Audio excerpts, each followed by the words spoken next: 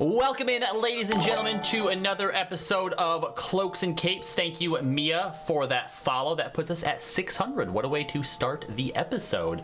Welcome into Cloaks and Capes. This is our Monday campaign of Dungeons & Dragons set in the world of Exandria, created by Matt Mercer and Critical Role.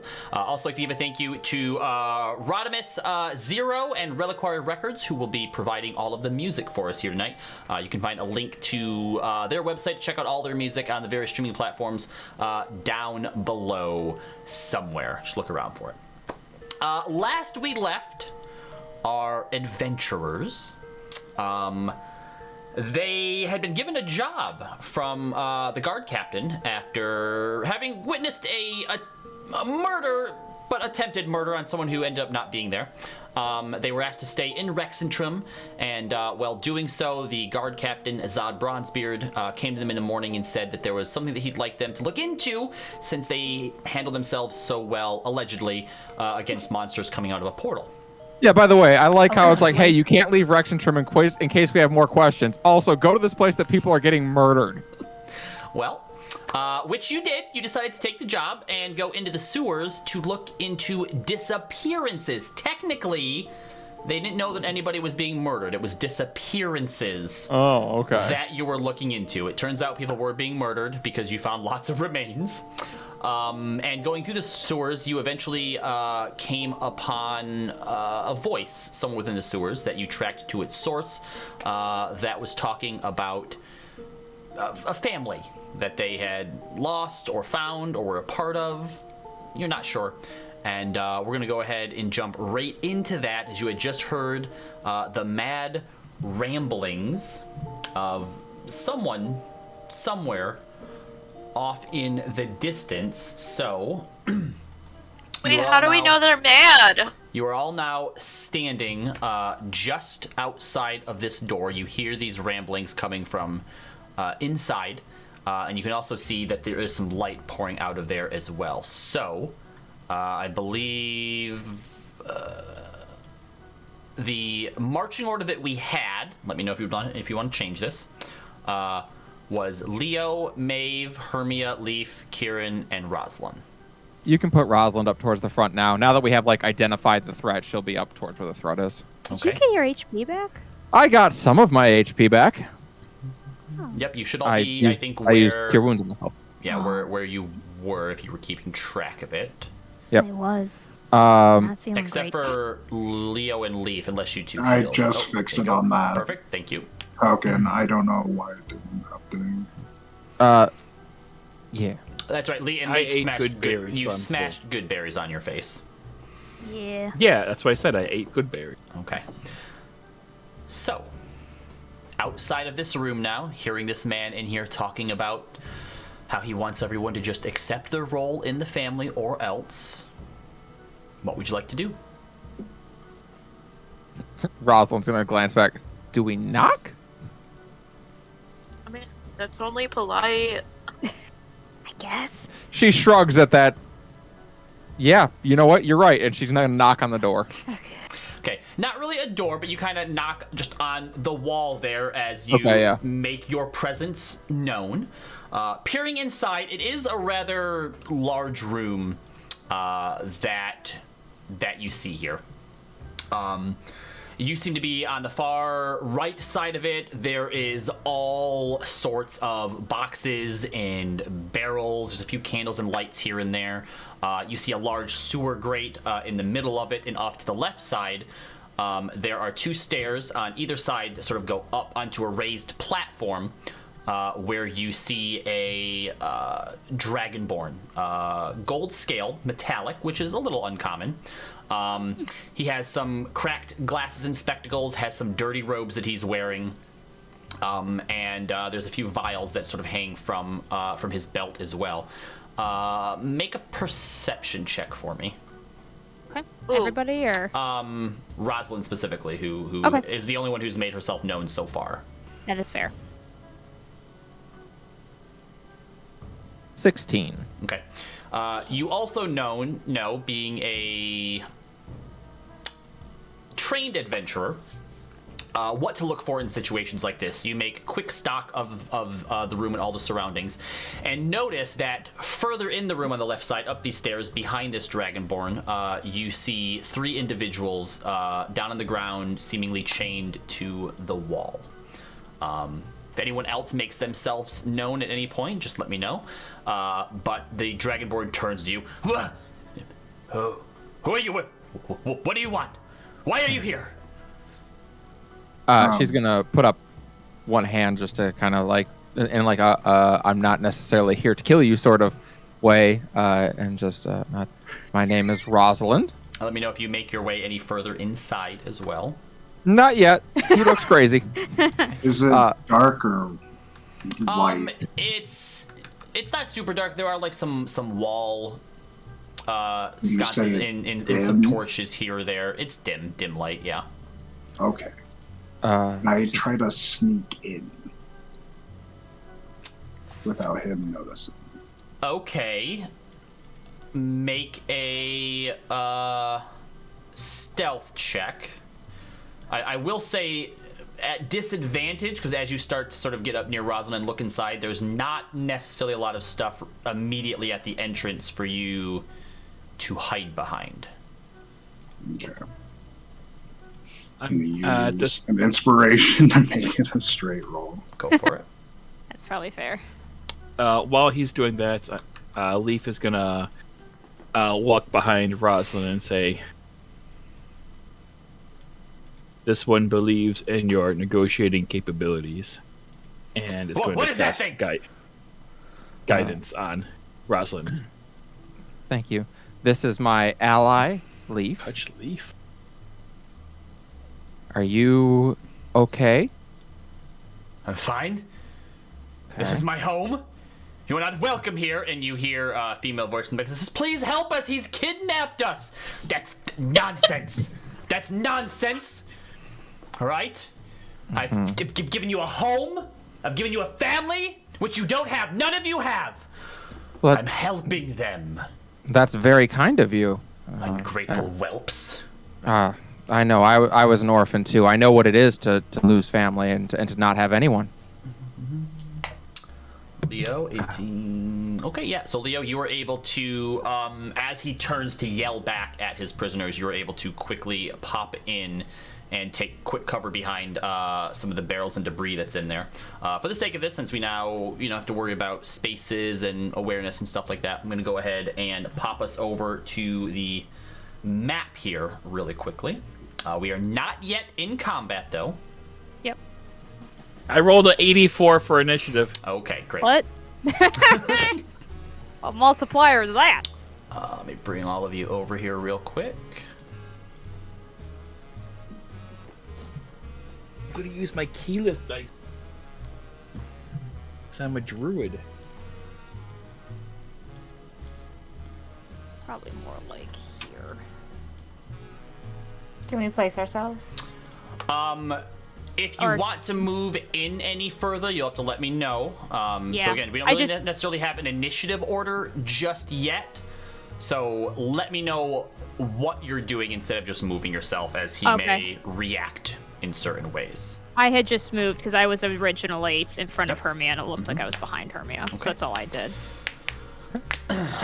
So I know I'm an orphan myself. I know what it is to have someone take you in and give you a home. well, what do you want? You didn't answer my questions. Oh, I'm so sorry. I was sent down here to investigate. Some people have gone missing, and people out there are worried about them. There's no need to be worried. I'm taking care of them now. They have a family here. Of course. Well, family is very important. The young lady up further goes, "You need to help us, please. He's crazy." I said, "Shut up. You don't end up like the rest of them, do you?" Well, Just leave I'll now. say- No, I'm a healer, and I might be able to lend them some assistance if they There's need nothing wrong with them. I'm a doctor as well. I'm an alchemist. They're Really? perfectly fine here. it. Why are they asking for help then? Because they haven't yet accepted their place here. They don't realize that they're better off down here than up there. Well, Nevertheless, it is still their choice whether to be down here or not. We all have to be allowed to make mistakes, don't we?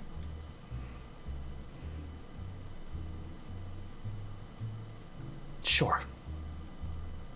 Sure. And if you step one more foot inside my domicile, that'll be the first mistake tonight that you've made. Well, one way or another... They'll be happy here once they realize that they're safe. Well, I'm sorry, but I cannot ignore someone yelling for help. All right, Leo, go ahead and make another stealth check for me.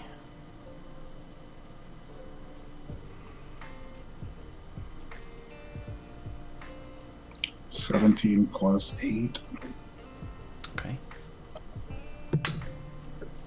Yep.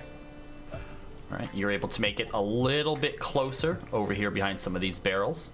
Hermia, you want to move up to the door inside the room, Hermia? No, not like inside, but like just like in the threshold. Okay. Just so that you're still out of view. Yeah. That's fine. Okay. Leo, you hear in your mind Rosalind's voice. Go up there and check on them. I'll keep him talking for a little bit. If you can see me, I just give you a wink. I can't see you, but I knew you snuck in, so... You can respond back to me, by the way, you're able to. Oh, for sure. She says, I'm standing right here. I just want to talk. How long have you been down here for? A few months. Did you used to live topside then? Yes. Up You'll there have with the to rest of the filth. I actually just got to the city. I've never been before. You'd be better off leaving. I would very much like to leave, but I'm not allowed to. Rules. That's all they impose on you up there. Yeah, Rules, I know. rules, and more rules, and they let you think, they make you think that it's for the betterment of everyone, but it isn't. They only look out for those on top. Keep the status quo. Make another stealth check for me, Leo.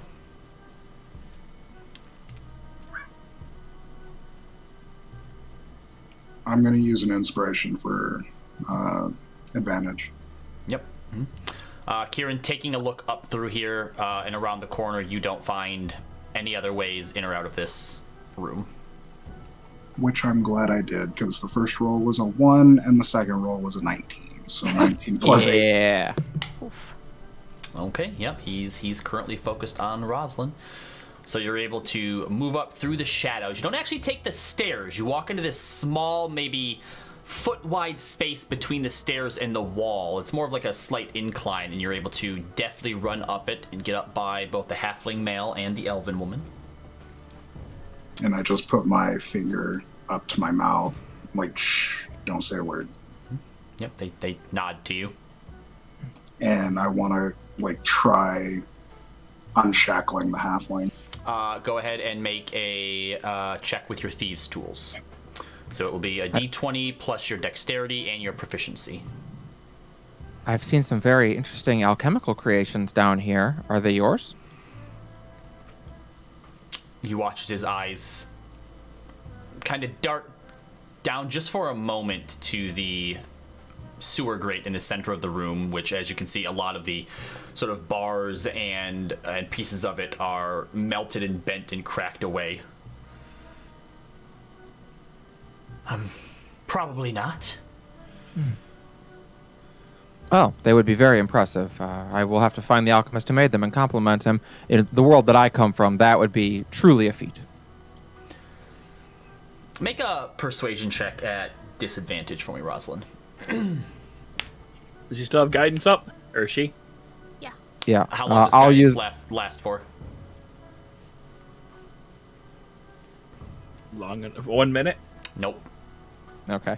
I'll use a inspo to make it a straight roll. Sure. 12.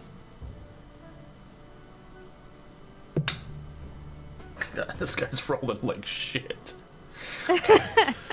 Mood. What is that Mood. thing? I understand. He points past you to leave. What is that thing you have there?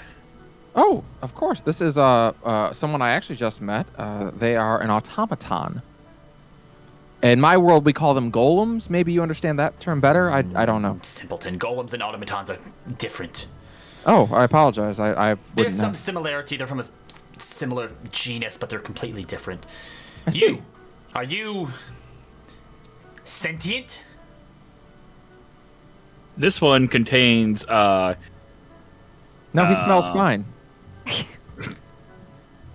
Can it think on its own? Oh, this one acts due to its programming and also to external environmental adaptations by overwriting previous code. All right, do Leo. you understand what that means? Leo, you are able to get the halfling unshackled. Once you do, what do you do? I look at him and I get like right into his ear, and I'm like, "Do not move. Do not alert him." Make a persuasion check.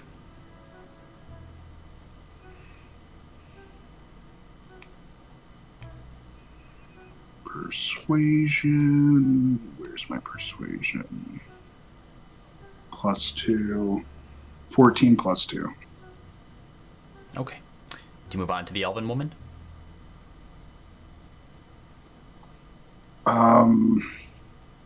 Are the restraints like tied to the wall? They're chained to the wall. Basically, there's like a big like ring in the wall that the manacles are put through. So you have to either pull that out of the wall or undo their bindings. Fuck. Because what I wanted to do was steal the bindings from the halfling and jump on the troubled alchemist. You could attempt to like now that he's out of them, you can take the bindings like out of the wall. Yeah, I'll do that. Okay. So, Go ahead and make another stealth check to try and sneak up on him. Yes, if anyone outside would like to ready some sort of action, you may do that. Okay. Do you want me to call it? Yeah. Let me know what you're trying to ready here. 16 +8. Okay.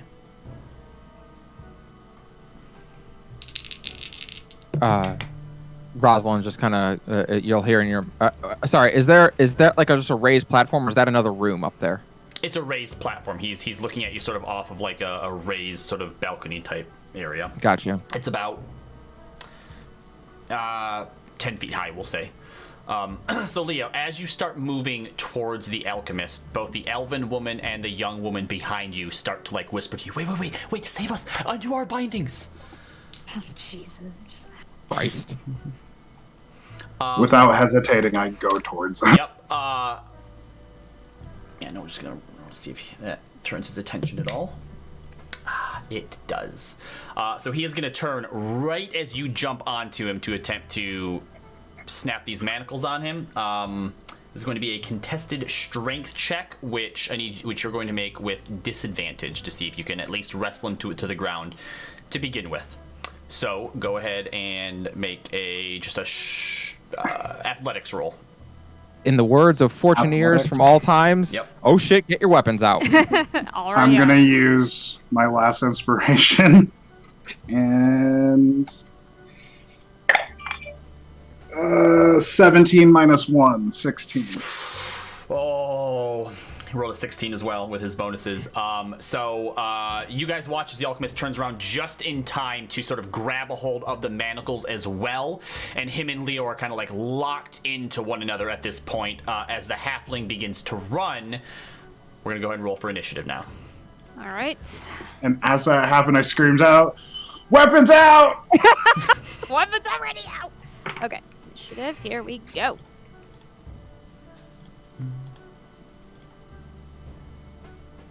Oh, 20. There we go. 5. Rosalind, Hermia, Leaf. Maeve, Luster will When I just go needed a on. natural 20. Yeah, Luster on your goes on my turn. turn. I think I made Luster fire. I forgot what he was out when I cast it, but I think it was fire. We'll say just for the sake of it, Yeah. it's fire. It would have been fire or lightning, but I think I picked fire. And that pisses me off so bad. Luster being fire, it pisses you off. No, I rolled a natural 20 on my initiative. So if I rolled that on the last one, It would have been better, yeah. And with a 10. Only you could exchange dice rolls. Yeah, Kieran, you were able to do that. Leaf, you got a 13. Yeah. Maeve got a 20. I need to be careful because I'm not doing so well. On a scale of 1 to 23, I am at 14. I'm sorry, I can't do math in my head. You're a warforged. You run on math in your head. Yeah, I can't. Oh, gotcha. It just means I have 14 HP left. So, top of the round here. Oh, let me switch my screen over for this. Yes. Leo, what would you like to do? Are we still, like, grappling each other? Yes, so if you would like to make another attempt to try and slap one of these manacles on him, you may. I do. All right, so go ahead. It'll just be straight athletics this time. Oh. 18 minus 1, Yep. 17. So you are able to sort of wrestle one of his arms underneath yours and clamp the first manacle on him with your action. You still have movement and a bonus action, but it's going to take another action or someone assisting you to try and clamp the other one on him. I'm just gonna fucking scream out to Rosalind. It's like, come on, let's go. I need help. In your mind, you hear, "Why didn't you free the other two people first?" I just needed the one manacle. Or the one set of shackles. All right, and your turn then, Leo? Yeah, I'm just gonna keep myself in between him and the halfling. All right, because the Maeve. halfling fucking runs like a bitch. Yeah, well, I was going to attack, but I think I'm going to free the people instead. Okay. Okay, so I'm so sorry. My movement is 30. So 5, 10, 15, 20, 25, 30. How tall is that 10 thing feet. up there? He's 10 feet above you. As you get closer, the young woman goes, help me, please, before his creatures come. I What? can take another... Oh, creatures. Oh, good. I can take another action to move, right? I just You can't can. take any more action. Correct. Oh, I yeah. can't. So if you wanted Wait, to I'm get right up to her this turn, you could. And then you'd have to Okay. wait till your next turn to try and free her. That is fine. I will Unless do you're me, you can dash with your bonus action. And did you want to move Luster that. I'm gonna as well? move Luster. I'm so sorry. I always forget what his speed is. Oh, I it isn't assume it's I think it's 40. I'm Oh, pretty okay. sure it's 40. 40. Well, either way, he's not moving that far. He's just gonna kind of hang out 5, 10, 15, 20, 25. He's just gonna hang out right here, kind of at the ready. Yep. Drake Warden, right? Yeah. Speed is Dark 40. Force confirms it's 40. Yep. Yeah. Okay, cool. Okay. Sorry, maybe it's on here. I just didn't see it. Hermia. It's right under his hit points. What? Is What it would you his like or to her? Luster's a boy. Okay. I will move closer so I can see you guys. What is Crazy doing? He's currently, one of his arms is sort of locked under, like, in an arm lock with Leo, and Leo's just clamped a manacle on it. And the alchemist is kind of like, oh, let me go! So he's grappled. He's wow. grappled currently. I will. Where are you? I will cast a bonus action, a hex on him. Okay. So as you are kind And of that- trying to hold him here, Leo, you watch as this black mist or sort of like fog begins to envelop parts of the alchemist and just cling to his body. And then I pick like which he does bad on it for checks. Correct. Yep. Right. All right. That's good use of the hex Nice. ability. Yeah. The Very one nice. time it's gonna help. Hey! Hex is awesome. No, Are you kidding me? that is a criticism A jab of, at of Hex, not at you. A lot of people always think that it's all rolls with that stat and that it's gonna affect saving throws. It does not. Yeah, they're always like, "Ooh, I pick wisdom for wisdom saving throws." Yeah. No. All right. Is there anything else you'd like to do, Hermia? Are we trying to, like, kill the guy, or We're trying to take restrain him him. in? Right now, we're just trying to restrain him, I think. That's why I didn't Okay. attack. Up to you, but that's why I didn't attack. I forget. Do you have to attack when you have Hex up, or just as long as you concentrate? Nope, it's just a concentration. Okay, But you get I necrotic will- damage when you attack. what? If you You do do attack, get- it deals extra stuff, but it's not like Rage where you have to attack or it goes away. Yeah. Okay, okay, I'll hit him with, like, an Eldritch Blast. I'm not trying to, like, kill him, it's trying to, like, make him just give up. Mm-hmm. Go ahead, make your attack. That's so dark. I mean, if I got him Just soften him up. I'd give up. No, it's fine. I just find it funny. Ooh. I got 18 on the die, plus 6. That'll hit. Go ahead and roll your damage. Okay. Where'd my dice go? As you send off the blast, you hear radiating from your back. No, you coward! You said we would get closer! Uh-oh, he hearing voices. No, I so think it's let's her see. sword talking to her. Yeah. Oh, sorry. That Yeah, sorry. Only Hermia hears that. Sorry, I thought you said the alchemist said that. That was my fault. Sorry. From his Nice. bag, he's just that crazy. Yeah, He's throwing his voice to be his imaginary friend. Okay. Why is his back talking? That is a 9 on the die for the Eldritch Blast, Mm-hmm. and then I get a D6, right? Yep. D6 Cause necrotic Hex- damage. And that's a 2.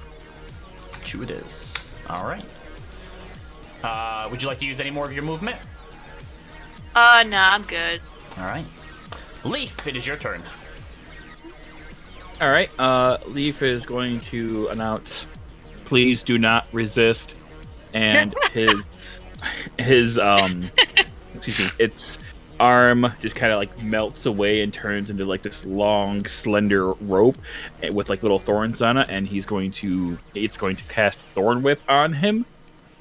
Okay. And I'm going to spend an inspiration for advantage. Thornwhip pulls You already him have towards advantage. you, doesn't he? Doesn't it? Yeah, pulls him towards us. Towards Okay. me. Do I have advantage on it? Yeah, he's grappled.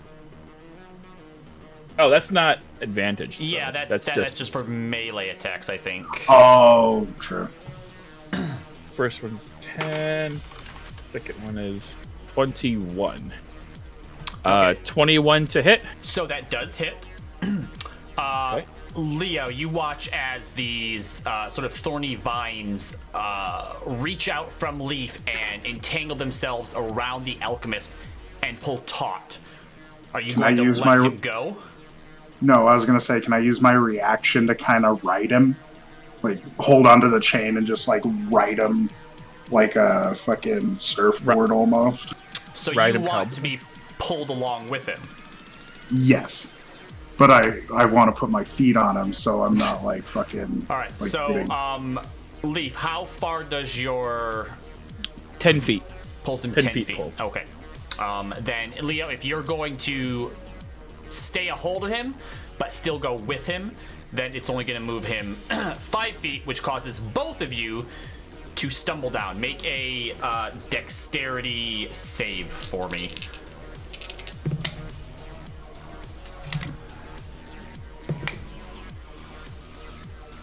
Uh, 17 plus 6. All right. So yes, you are able to kind of basically. As Can I you just both- land on him? As you both fall down, yes, you land on his back. He takes 5 damage from the fall, and you're standing on him now. He is prone.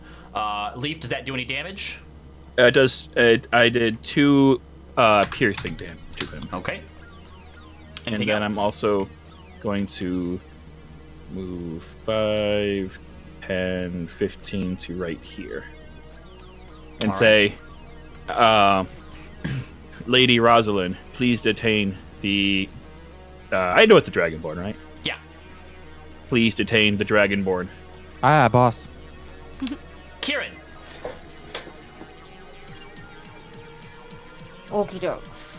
So, he's prone and he's being grappled by Leo, or he's grappling Leo? Yeah, he's grappled by Leo. Because he still has, like, one arm's behind his back as Leo is, like, pulling up on the manacle that he has on one of his arms and standing on him.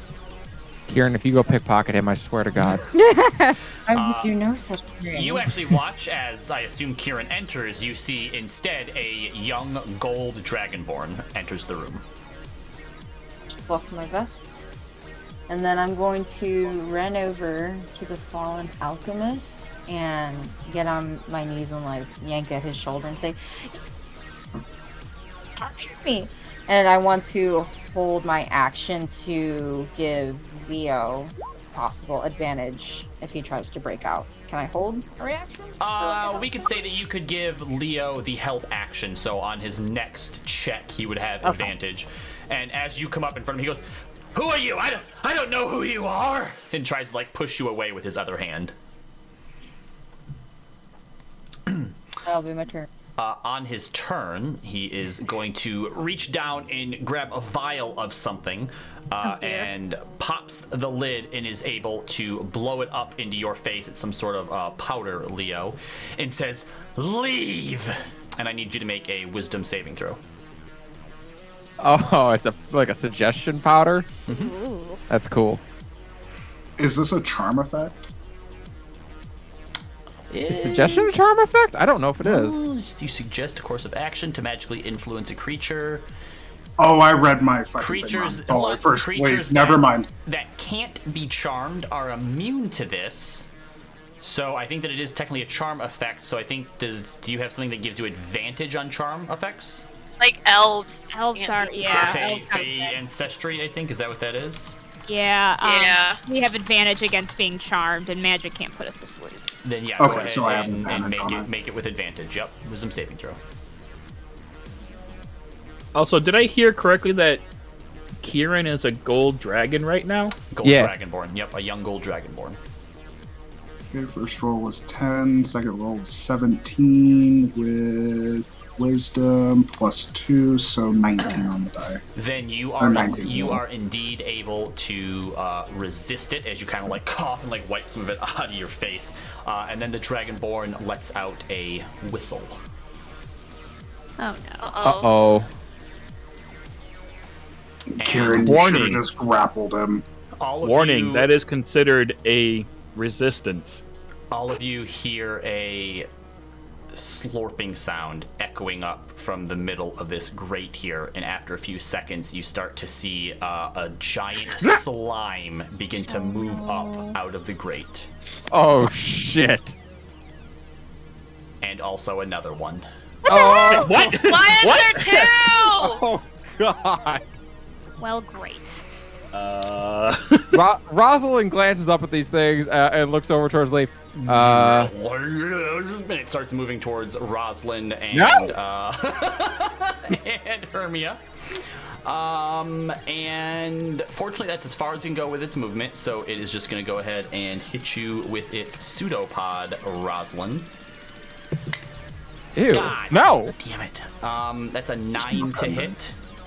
No. All right, so you watch like Even Iris wouldn't get hit by that. You can see as it starts to sort of pull back one of its little like slimy limbs, and it kind of starts to form a point. You see it coming a mile away and dodge just in time as like the windup is slow, but when it actually like strikes out towards you, you know that if that would have hit you, it probably would have hurt quite a bit. Yeah, probably. Should have made lesser acid. Okay, well, I'm not a fan of that. That's not good. And Kieran, this thing just sort of falls down halfway onto the stairs, and the incline can helps to speed it up as it just moves towards you. And the next thing you know, you have been engulfed within this amorphous ball of slime. Oh, no. And unfortunately, No it's thing. not close enough to hit Leo. Although engulf, I believe, is its action anyway. Oh, sorry. You get to make a dexterity saving throw, Kieran. I was gonna say, hold on a sec. You just get engulfed, take 26 damage. You're dead now. Oh, good. Oh, okay. That's a natural 20 for the fucker. Okay, so you can choose to be pushed back 5 feet, or you can choose to be inside of it. Be inside of it. I can tell you the right choice. Totally. Yep. What to be inside of? 5 feet, please. All right. Bloop. You were there. I didn't realize there was a grate when you made the other one spawn right there, so I'm like, where did it come from? Just ooze. Rosalind! It is your turn. Yeah. Stellar. Okay. Well, Rosalind is, I was gonna say, you know what? I think more pressing matters this round, Leaf. Warning, And, environment has changed. Yeah. Advise alternate actions. Rosalind's gonna, I can't believe I'm about to say this, is gonna swing at the ooze with her sword. Okay. That's probably a good idea. Go ahead. Yeah. We'll use an inspiration, because dear God, help me. Okay, so attack. This is the first time I've ever swung with a weapon in D&D Beyond. D&D Beyond. Does a 21 hit? A 21 does indeed hit. Okay. We're gonna use a Divine Smite. So it's gonna be 1d6 plus... 1d6 plus 3 for the base damage. Mhm. Awesome. So that's 1. It's 4 plus 2d8. And I don't actually know if I can roll my smite damage in D&D Beyond or You not. should be able to. You can roll Just pretty like much click anything. it. Yeah, If like There's if it's ever like, like a little B for a die. You can click it, Yeah. I think. Yeah. Yep. Okay, there it is. Yep. 2d8. I also have a reaction I need to take when she's done. All right, so it's going to be 11 damage total. All right. 11 damage as you strike out at it, and a pillar of light appears just behind your blade and strikes down into the ooze as well. Noticeably, you all kind of look at her, and she looks a little surprised that she was able to make that pillar of light come down. That seems to be new for her. What is your reaction, Maeve? I would like to have Luster do 1d6 fire damage. Go ahead. As a reaction. 2. It spits out some fire. All right. Is that the end of your turn, Rosalind? Yeah. All right. Now to the humans' turn, or not the humans, but the The others. prisoners. The prisoners. The halfling man now seems there's not really a way out. Yeah. I'm just gonna start moving over here to hide, and the two Do women I see him do that? run away. Yeah. I yell at him, "You fucking coward, go help the woman! There's nothing that I can do. Fucking try to break the lock!" And the women are just basically, the one by you, Maeve, is just like, please hurry. And the other one's like, help me, help me. Leo's turn. I don't have thieves' tools. This is not gonna go well. All right, Leo, your turn. What would you like to do? I kind of want to, yell at him and be like, call them off or I'm going to push you into the jaw in this cube. Fine, do it. They're the only true family that I have. Oh god. Wait. Can it only swallow one thing at a time? Never known that to be a limitation of a gelatinous cube. How much do you know about cubes, Rosalind? Fair point. Did I see the little thing he blew into? It was just a vial he took from his belt. To summon these? Oh, I No, think it's whistling as well, right? that you're with your insight, I'd probably say that the whistle is what you probably know to have summoned them. But was it a natural, was he just whistling Yeah, he normal? just whistled himself. Fuck. with his Okay. dragon lips. Then I do want to try to put the other manacle on him and push him into the gelatinous cube. You got it. Go ahead and make a strength saving throw. I would say that you lose Kieran's aid because she was sort of pushed out of the way by this cube and is a little off. But he will still have has disadvantage. Yep. Ooh.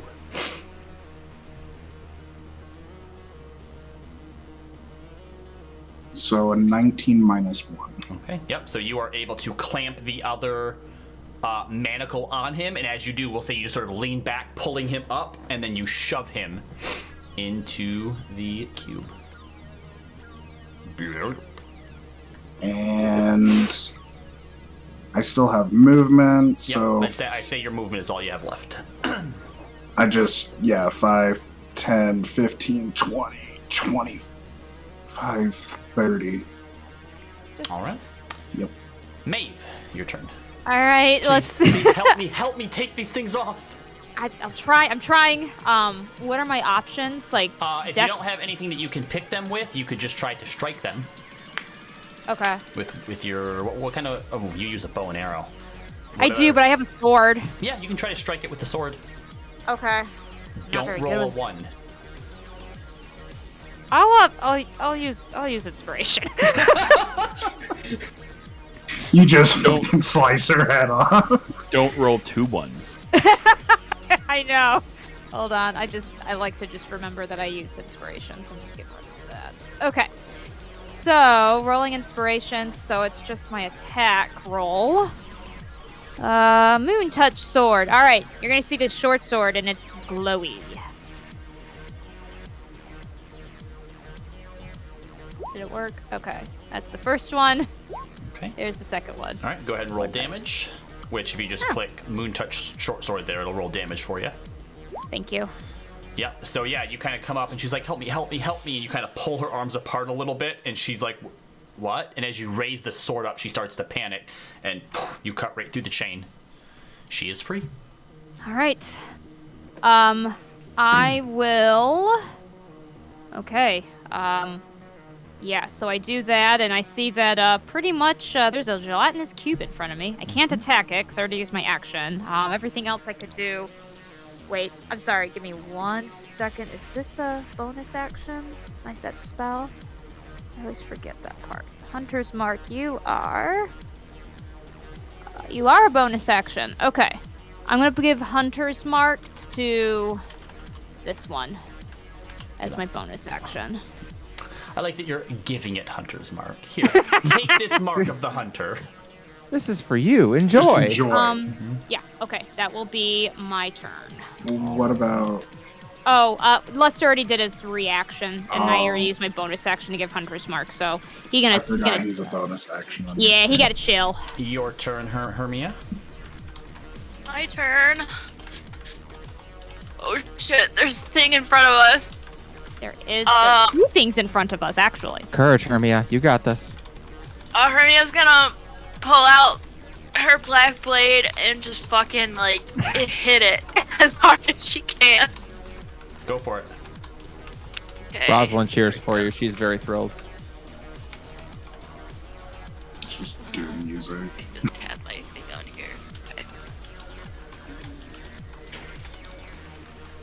Ooh. That's 18 on the die plus 2. That will hit. And a d8.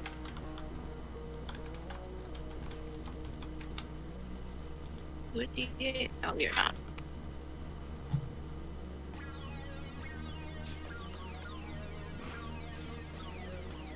I found it. I think.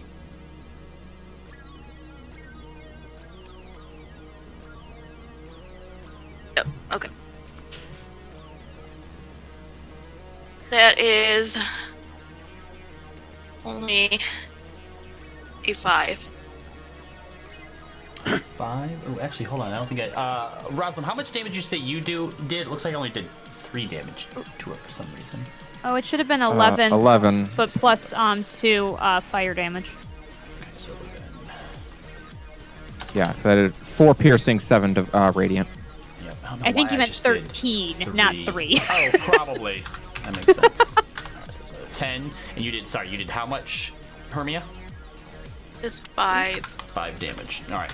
And as you Oh. sink your black sword into it, you hear yes, yes, as you like, pull it out the other side, and some of the Oh, God. kind of like slaps down against. It's like yes, again, glory. Oh. Okay. Okay. All right. That's Weird sword. creepy. In fact, Hermia, make a wisdom saving throw. Oh, God. No. Ah. What have you done? I didn't do nothing! Robbie did it! None of you know what's Unbelievable. going on. You just see Hermia slash at it. I know, yeah. I mean, out of character, what have you done? I don't know anything. A wisdom? Yep. 14. Am Okay. Anything else you'd like to do? I okay? Yeah, you're fine. Am I okay? No, you're fine. okay. Okay. normal. For now. Okay. For now. Rosalind, should we like move? Yeah. If you can, yeah. I would. Some space would not hurt. Oh, can Lester do his reaction? I'm sorry. Yeah, if you wanted to put some damage onto Hermia's strike, Did it roll? it did. One. Damage. Lester, what are you doing? You roll 1d6. It's gelatinous cube, and Lester's not thrilled about it. He is like, ew. You're gonna like this. I'll take like a step back. All right, and as he does, you are attacked by. Never mind, doesn't hit. Okay. All right, all done, Hermia. Yeah. I'm at 16 health. Yep. Fuck. I'm going to. Hold on. Sorry. All good. I'm gonna use a health potion.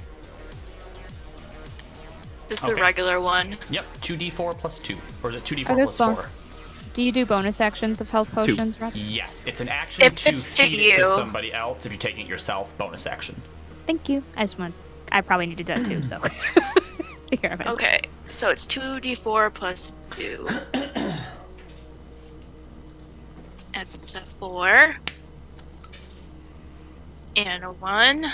5, 7. I heal 7. Okay. I'm 1 under my max, so I'm okay now. All I right. think. Leaf, your turn. Okay, question. Yes. Could a large creature stand on this great tree? You could certainly try, but probably not. Oh, what if there's another ooze down there? Well, I wanted to know if it was just flavor that it looked like a giant hole, or if it's just a giant hole. No, yeah, there used to be a grate there, but everything has been sort of melted and eaten away and bent and pried apart. Okay. Leaf is going to walk forward just a tiny bit and look down to Luster and say, "Warning, this one is going to increase in size momentarily." He just As kind of Leaf- puts his head to one side. as Leaf kind of like rears back and like turns into like this metallic ball of ooze and like shapeshifts into a giant or into a brown bear using a wild shape. Is that's a large creature? Does Luster Yes, need to it's large. move? Or is Luster No, like no. up? Oh, okay. Just flavor. If you want to use like the red bar as your HP for. Yep. Okay, Yeah, I'll do that. People can see it. And then I'm going to use multi-attack, one attack with bite and one with claws on the cube in front of it. Mm-hmm. See if that works. That work? The first one is a hit. 8. Well, actually 10 because we're flanking with Kieran. Yep. Its AC is 6. Oh, holy. Okay. Well, I can't It's miss just then. a giant ooze Don't that doesn't jinx move it. very fast. Don't jinx it. You gotta get 1. Yeah, sorry. A 1 would miss because that's Yeah. Okay, fair enough. Fair. All right, 12 damage. 5 damage and then 12 damage as I slash at it and I kind of pseudo bite it with my still plain looking face. And yeah, and as it kind of like warbles a little bit and the alchemist whose face is still kind of outside of you says, "Stop! Stop! Leave them alone!" Gonna eat people. Anything else, Leaf? Leaf is going to say, "Warning! While in this form, this one is unable to speak." And ends turn. Oh. Oh. Kieran. Oh. Kieran, please be careful. If you decide to move away. Kieran, fuck some shit up. I'm thinking, That's what I would do personally. That's not Kieran. That's a gold dragonborn. That's fair. We'll address that later. Yeah, I'm Robbie the Dragon. For that grate that the first one came out of, is it like pretty big, or did it do like an Uzi thing where it like? It's 10 feet wide. So like, if I tried to push it in there, would that happen? I mean, you could certainly try, Kieran. Why would you touch it? Well, Push fuse. I love it. All right. So I'm going to. Oop, wrong thingy. I'm going to come up over here, and I'm going to slide up next to Rosalind. And then Rosalind, you're going to see that even. So I look like a golden dragonborn and everything, but I'm much more serious than normal. And I raise my hand up to the ooze, and an aquamarine kind of like glowy light comes up around me, and I'm going to cast Gust of Wind.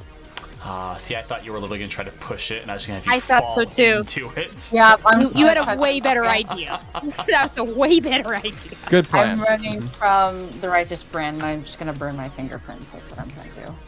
Okay. So 6 foot long, 10 foot wide blast. You can push it 15 feet. Has to make a strength saving throw. All right. What is your spell save DC? 13. Okay. And a gust of wind pushes in from behind Kieran. You feel it blowing against you, Rosalind, but since it's centered in front of you, it's not enough to actually affect you. And you watch as this cube, or this gel, is pushed backwards and just kind of slurps back down into the hole. Okay. Ew. Or we at least have a turn. Oh. I don't know if it's gonna come back up, but it might. And then you also see this little halfling guy get blown into these barrels and boxes. And dead. I kind of chirp up and I'm like, "Oh, sorry, mind the breeze." And then I'm going to, if I can continue, I'm gonna step up to the grate and I'm just gonna hold my. I don't know. Well, actually, I don't think I can do that. Can I? So it continues to blow in the direction that you chose for 1 minute. So this halfling man is actually just like against the wall, like just like wind blowing, like rounds. For 10 rounds, it's like that. That's hysterical. Yeah. It does not do any damage. Right. Yep. It just keeps them away. And then I just look over my shoulder to Rollins and say, did you get the other one? And on my turn there. She gives you a thumbs up. On the alchemist's turn, you watch as he kind of is pushed and moved through the ooze, the restraints on him slowly dissolving as he is spit out the other side. And then is going to run up towards Maeve and goes, "Leave my family alone," and is going to. He didn't take any damage. He did not.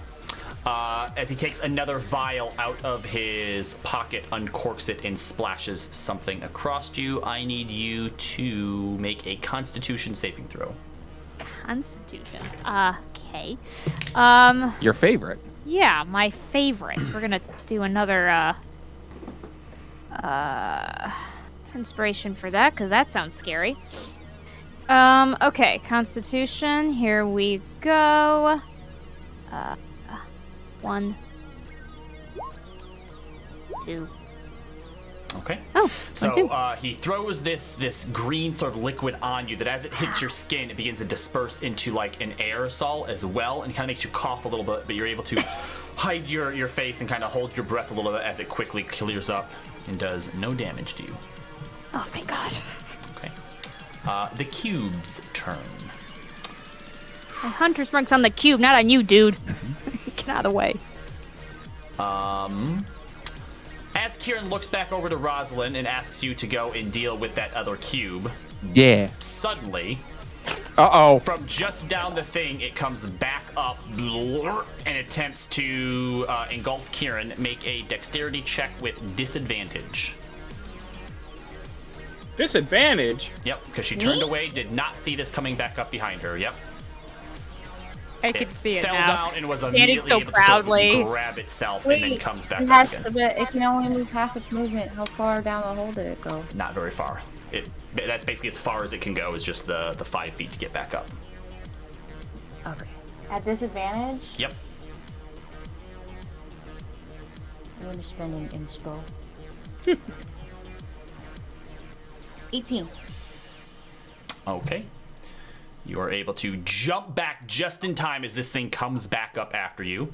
I believe that is its only Go. turn. See, now you gotta No, don't do that, actually. Alright, so if it starts its turn in the gust, that's when it has to make the strength throw. Alright, so it might get thrown back down there again. Actually, you know what?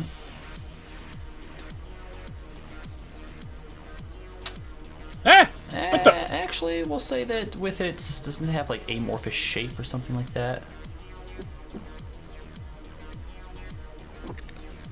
Oh, no. Just like a gelatinous cube gangbang over here. Hold on. Yeah, this one comes and moves... we have this right here. 5, 10, 15. I need What the fuck happened? Rosalind Oh, no. and Kieran to all make dexterity saving throws. Rosalind, make it at disadvantage because I'm not sure where you're going to try to move to. Just jump on me. On top of the bear. Okay. Great.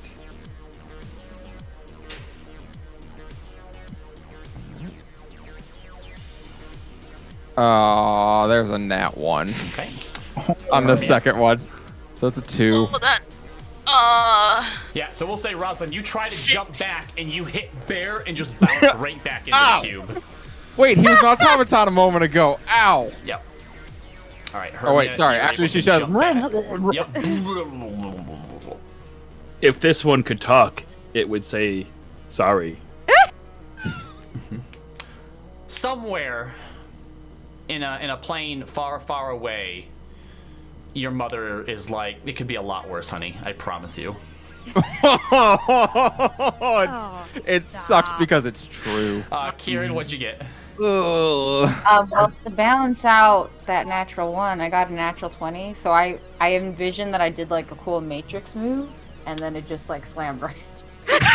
Mini. Yep. In order to get between the wall and the other cube, it kind of like squeezed itself together really quick and then moved into that space, and in that time you were just able to deftly dodge out of the way.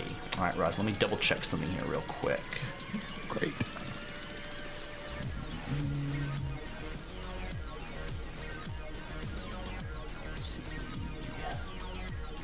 Are you wondering if I take damage now or have to wait till my turn? Yep.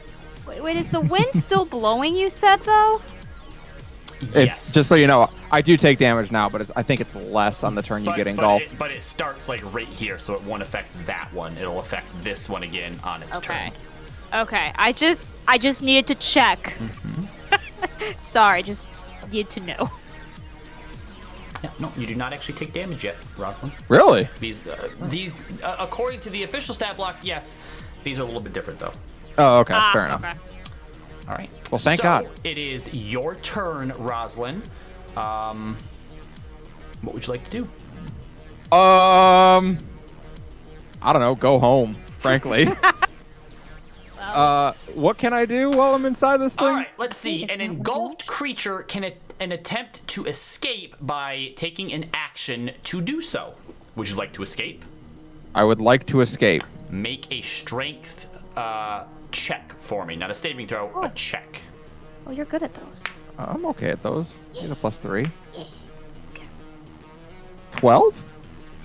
Oh, that's exactly what you needed. Hell yeah. Thank God. So Hermia and Kieran, you all watch as Rosalind just starts to like claw her way through, grabs a hold of part of the wall and like pulls herself out and around and just hits the ground, ooze it just dripping off of her. She looks. It's a thing of nightmares right there. Look, She looks horrified. You know how Anakin complains about sand because it gets everywhere? Sand has nothing on where the ooze is. She looks up and she looks up and goes, "It's everywhere." And as you say that, it gets into your mouth. Yeah. She, sure. Rosalind no. kind of like rolls over onto her hands and knees and just vomits it up. Yep. All right. Well, so that's your bonus action. You still have movement. Yeah, she's gonna use her movement to. No, I'm not giving you an opportunity attack. Fuck you. I'm good. Thanks. I wish they had the 5-step maneuver. All right. It is the halfling's turn. He's still attached to the wall. He is actually able to, like, grabbing some of the stonework, is able to pull himself out of the gust of the wind and just falls down on the ground before running over and just, like, scrambling over these boxes and hiding in the corner. Oh, jeez. Oh God, it's like my mom on latex night. What the Leo. fuck? What? It's your Why? turn. Hey, only Hermia hears that. Leo, it's your turn. I just. Hermia's like, she's, yeah. Can I see the alchemist run up on Maeve? You would, yeah. Just to warn you, elven woman's still trapped. But yes, I could use a rescue. I'm gonna say I'll be right back. I'm No, sorry. no, don't leave me! And she, like, reaches out to, like, grab your arm. You should make a strength check to pull away from her. Which she does at Poor disadvantage. lady. That's a natural 1. Never mind, you make it. Go for it. It's good because I did have 4. Oh god. So 5, 10, 15, 20. And I'm tired of his shit, so I'm just gonna fucking stab him in the kidney.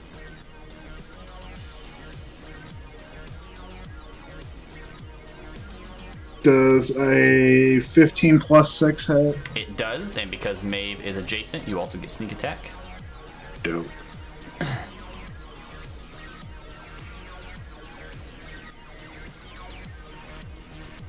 There's the sneak attack damage, and I'm trying to remember what daggers do. 1d4 plus your dex. 1d4. Just too far away. So 4 plus 4. So Okay. 8 plus 6, and So- then can I take an offhand at him? You can.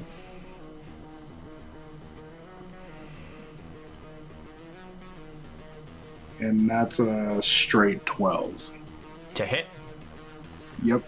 that hits. Go ahead and roll a d4. Another 2 damage. So, Maeve, as you're still, like, sort of coughing away this stuff, you watch as Leo kind of comes out of nowhere and slams him into the wall and just really quick shivs him twice in the gut. Thank you. Thought the ooze was going to take care of him. It did take care of him. Yeah, that's He- okay. I mean, He's its It papa. healed him. I don't blame you for trying. It's weird. And then, I already used my bonus action. Never mind. All right. Maeve, your turn. All right, well, I already had one sword out, so 2 swords out. One of them's glowy. Nothing else special about it, just glows. It's pretty, though. Okay, so I'm going to do my, I'm going to do the 2 attack things. So Alright. let's do the first one. Are you attempting to be non-lethal? Yes. Okay. 18 hits. Roll damage. 4 piercing there. I'm gonna do the. Oh, I'm so sorry. I'm gonna give him my. This is gonna be confusing because it's not the same creature. I apologize.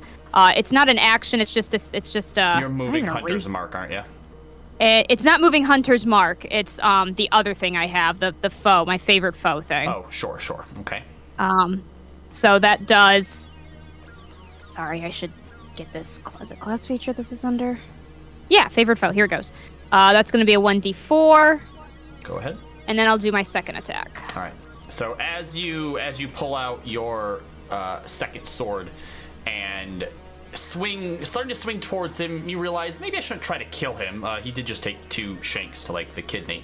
So you turn your blade to the flat side and just like wallop him right upside the head. And as you do, it smashes against his glasses, which kind of go flying as he hits the wall and kind of crumples to the ground, going, I just wanted a family. They took her from me and I just didn't want to be alone. And he's just cowering on the ground now with his hands over his head, trying to defend himself from you. But it seems as though he's given up. Okay. I look to Leo. Well, if you can bind him, he's down. We got still gelatinous cubes to take care of. Call off your minions now. Make persuasion. an intimidation check with advantage. Ooh, intimidation. You're so mean.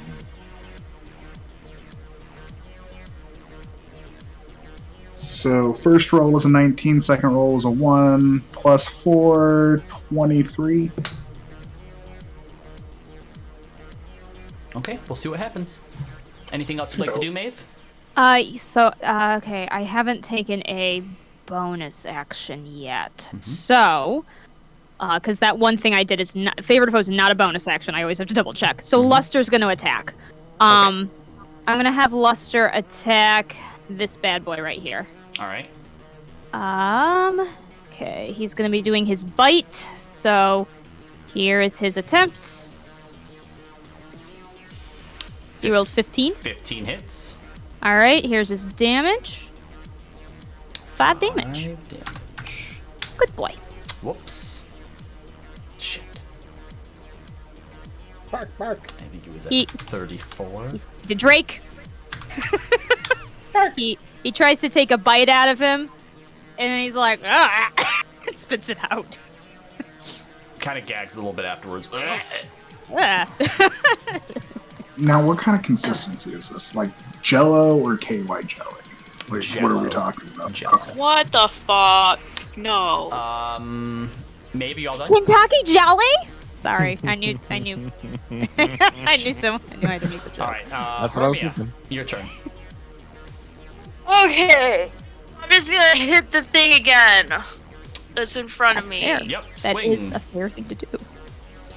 Okay.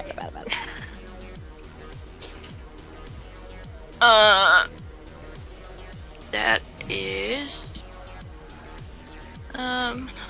go. Does it 18 hit? 18 does hit. Okay. Yay.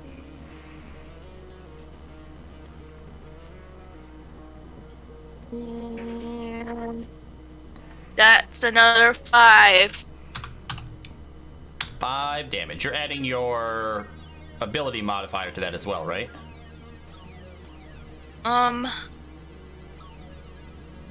Ability? It doesn't have one. So let me just double check here real quick. Are you just adding what you roll to it? Yeah, I'm just doing what I roll because it just says 1d8. Really? It doesn't have like an extra thing by it. Yeah. I don't know. Dumb. I feel like it. I don't know. Maybe you get that as a warlock later. Here, What is- Hexblade? No, wait. You gain proficiency with medium armor, shields, and martial weapons. With that weapon, you can use your charisma modifier for the attack damage rolls until you finish your next long rest. You can also use your charisma modifier for the attack and damage rolls for any of your packed weapons. So yeah, you should be Okay, adding so- your It might have. charisma as There well. might be like an option in D&D Beyond to signify that's her pack. Oh, weapon. okay. Okay. Well, so like, can you add 8 then Yes. Yep. for this one and like the last one with my Yep. sword. Yeah, I don't know why. We'll look.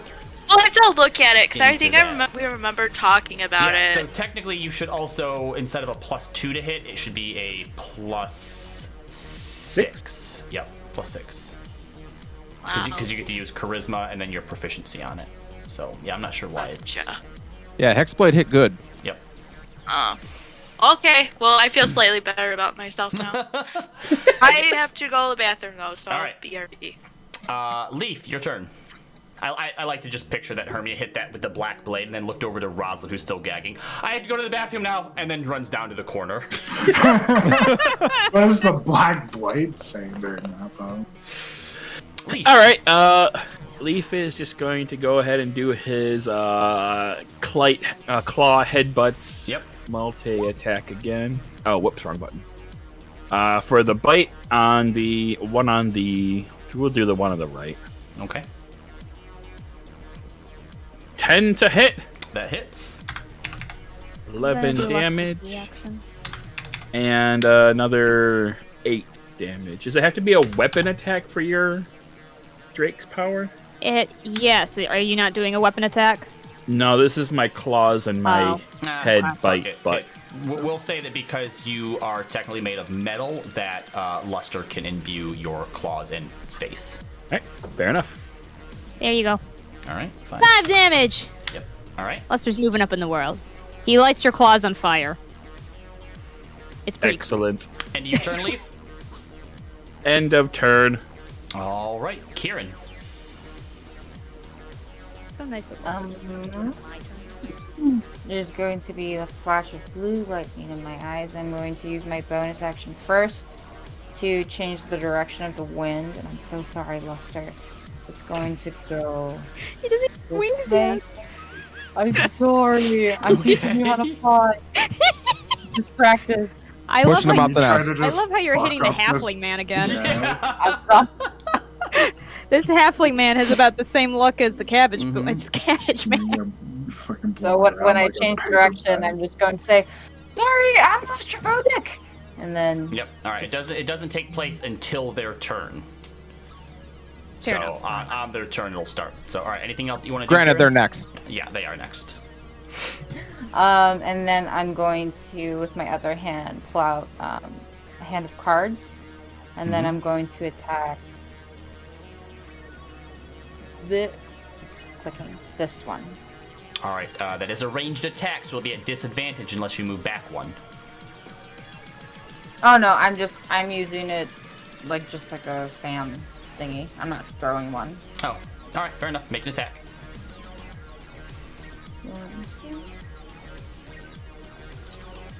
Oh god. Hmm.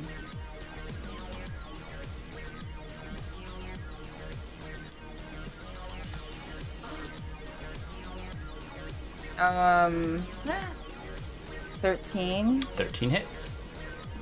Cool.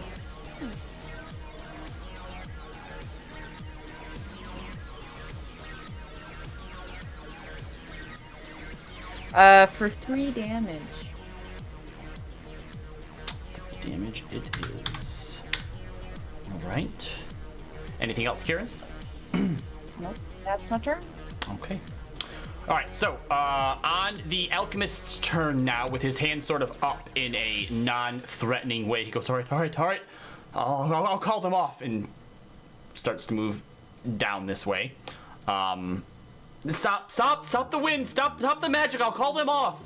Is there anyone who wants to keep attacking, or do you all sort of want to hold your actions to see what's going to happen? Can I insight check that? Yeah, go for it. I would like to as well, if that's okay. Yeah, both you roll an insight check. Rosalind, what I missed? I came back from the bathroom. The alchemist came down and is saying that if we stop, he'll tell them to stop. I rolled an 18.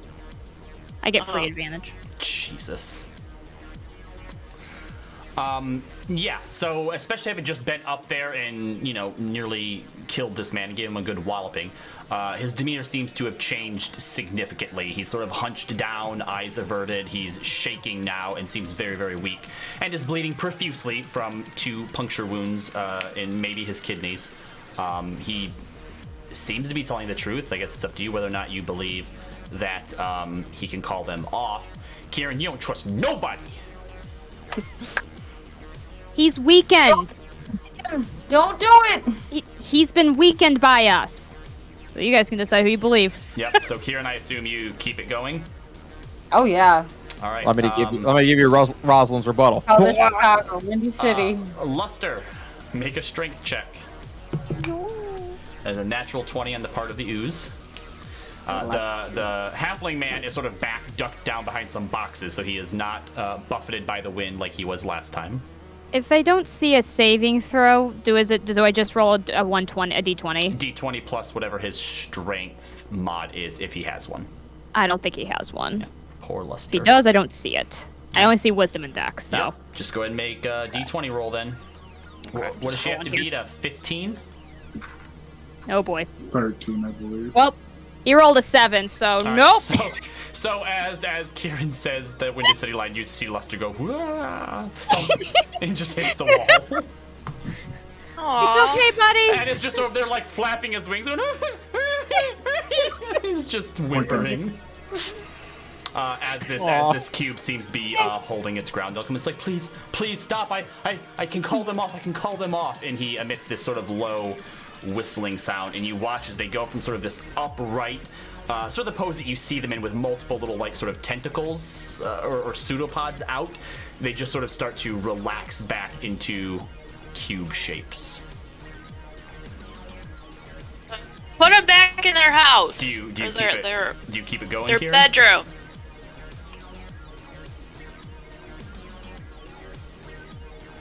Kieran, I'm you the keep last your... airbender.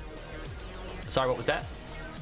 I'm the last airbender up in here. You're gonna keep it going then?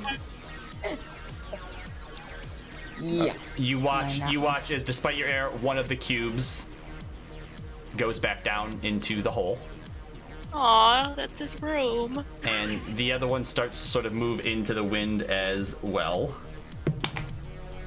and gets blown back away from the hole. And he goes, "Please, just stop. They'll go away. I promise you. You don't have to hurt them anymore." Kieran, please. Can I walk Okay. down the stairs? You can walk down sort of behind him if you want to like make sure that nothing untoward's gonna happen. I'm Yeah, I gonna just go to want the to walk up elephant. and like put a hand on Kieran. It's like it's fine. We're gonna take him in. It's fine. He walks up to this ooze as it comes up to it, and the ooze kind of lingers there for a moment as you watch as like this little stream of oozy pseudopod kind of like comes out and like caresses the dragonborn's cheek. He's like, it's fine, you can go. And it sort of goes down into the sewer grate, and he kind of kneels beside it for a moment, and you can tell that he's weeping now. I didn't think those things were that intelligent enough to form any type of bond with. I created them. I never meant to hurt anyone. That's why I developed them. They can choose when to use their acidic compounds. I just wanted a family. And he stands back up and turns towards all of you. Why are you attacking people then? I didn't attack anyone. I didn't. And as he kind of turns around and kind of looks, this one, by the way, fucking books it. she Yeah, I just don't get- fucking yeah. runs. Like, I don't give a shit about what's going on. I'm gonna help the elven woman if I can. Yeah, you're able to take a moment to Okay. free her as well. He's like, I couldn't save my wife, but I could save them. I could save others. He told me. He told me I could Who? make a family. He said I Who should. told you? He said I should. Who? If I didn't. And you watch as he reaches up and takes a hold of his shirt and pulls it down and looks down at his chest, and you all see this large eye blinking at all of you. Oh. The plague of eyes would return. And I don't want that. Does that mean anything to me? And he takes a Sure, you step got some back on your shirt. and drops into the pit. Oh. Yeah. I look Could I down and restrain him see before he eating. does that? Eating? Did he get an eaten? Leo, go ahead. He was a little bit far from you. Make a dexterity check at disadvantage.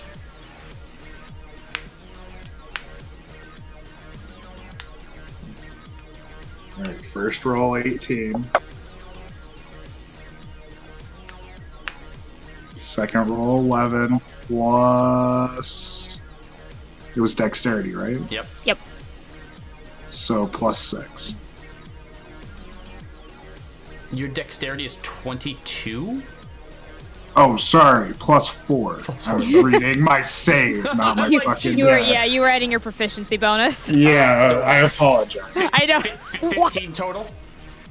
Yes. All right, so as you kind of notice him start to step back and he begins to fall, you watch as Leo tries to rush forward and reaches out to him, and you get just a finger on his shirt, but the weight of him is too much and it rips as you pull, and he falls backwards into the pit. And taking a look down, you don't hear anything. You can't see how far down it goes, but he just vanishes into the darkness. I just screamed down into the hole. You fucking coward!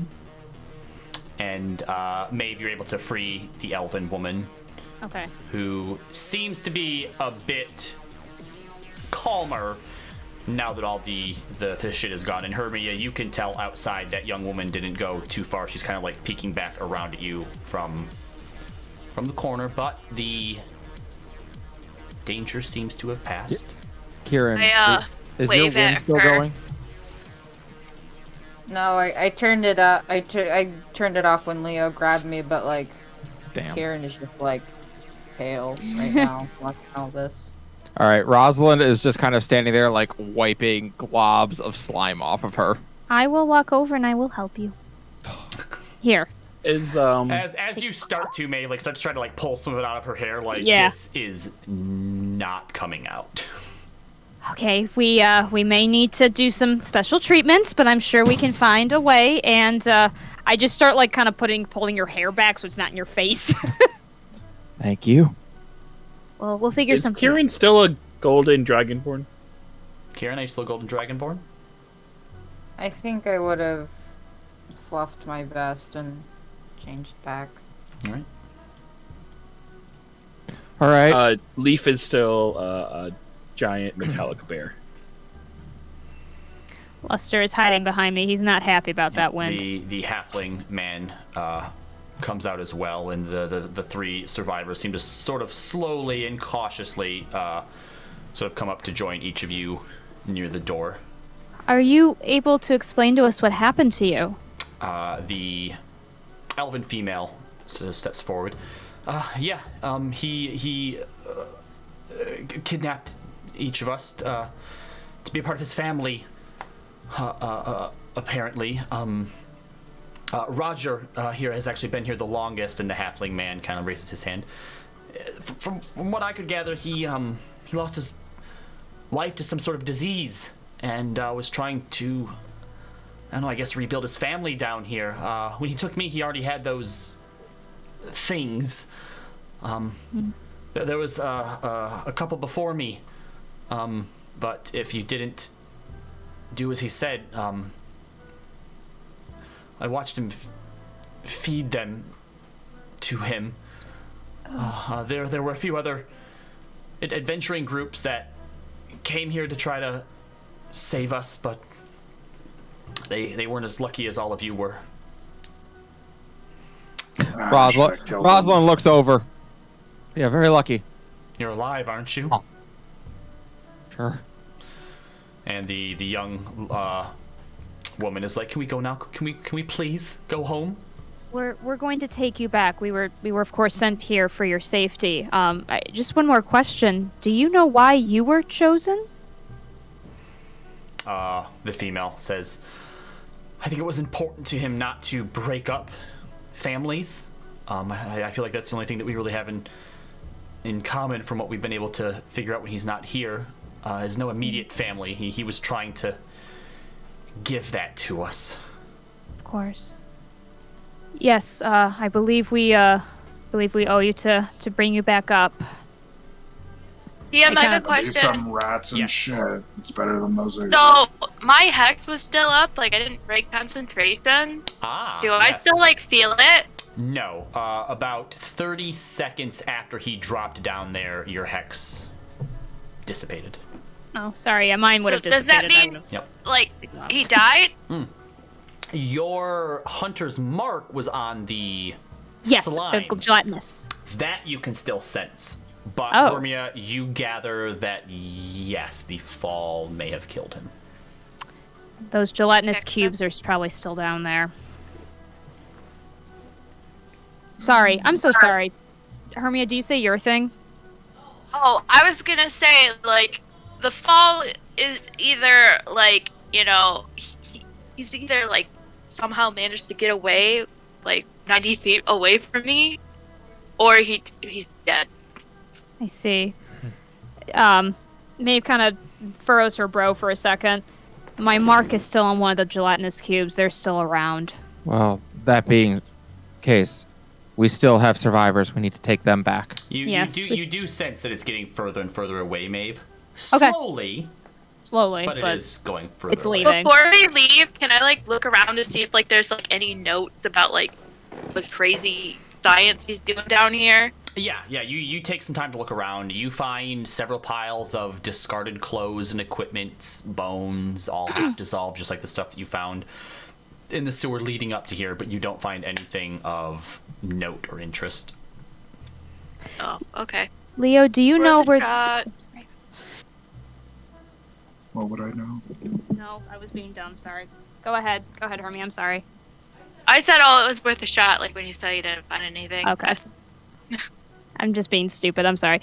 After you do that, actually, Maeve's gonna turn to Leo and Kieran. Do you know where this goes to? Kind of point to the hole in the ground. Karen doesn't talk.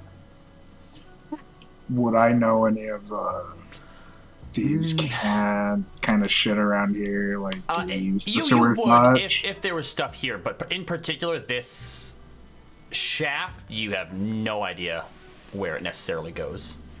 This Maybe if you nowhere looked at like hole. city plans or something. True. We should alert them that that's where they went, in case they pop out on the other side. Our job was to investigate why people were disappearing and bring back anyone we could find. We've lived up to our end of it. Maybe when we go to the library later, she kind of shudders again as another fresh taste of and smell of ooze hits her. Make a Constitution check.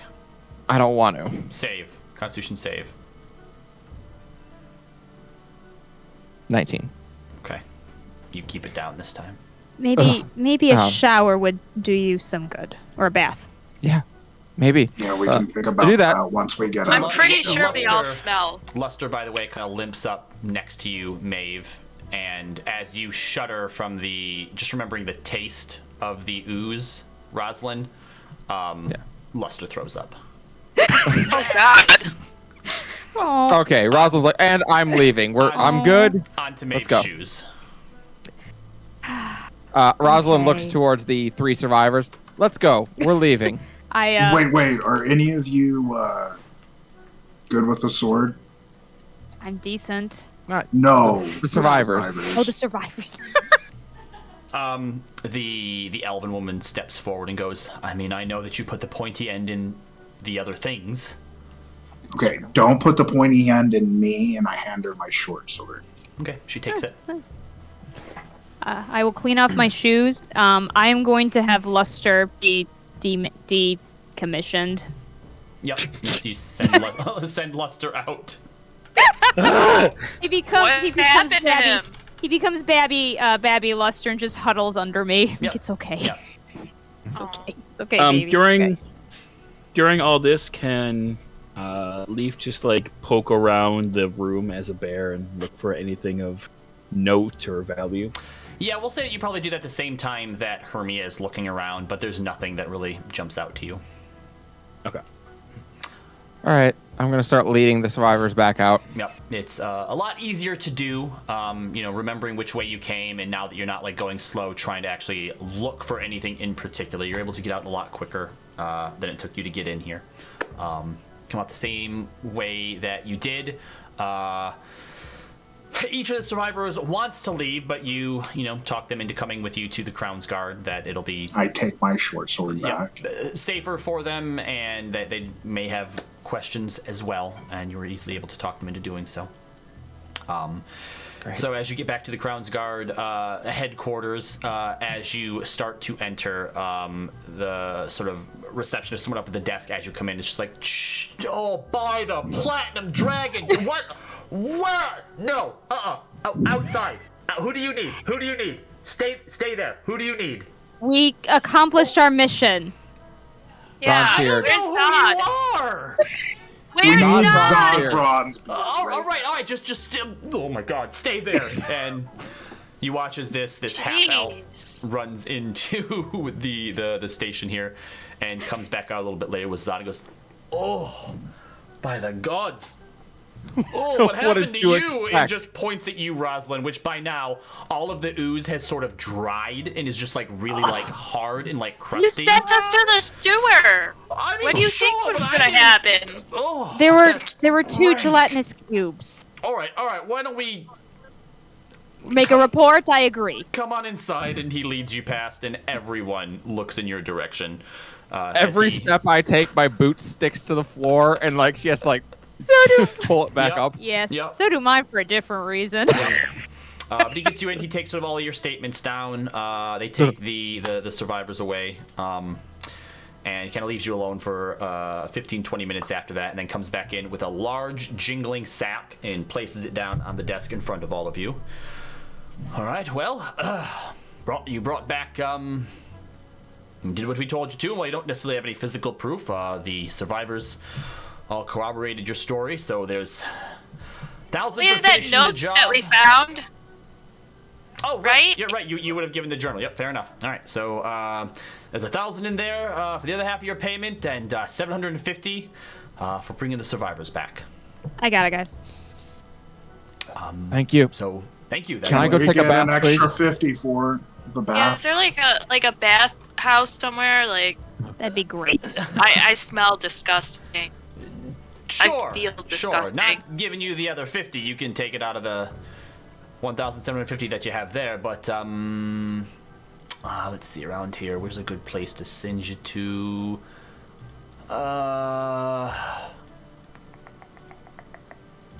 Let me see.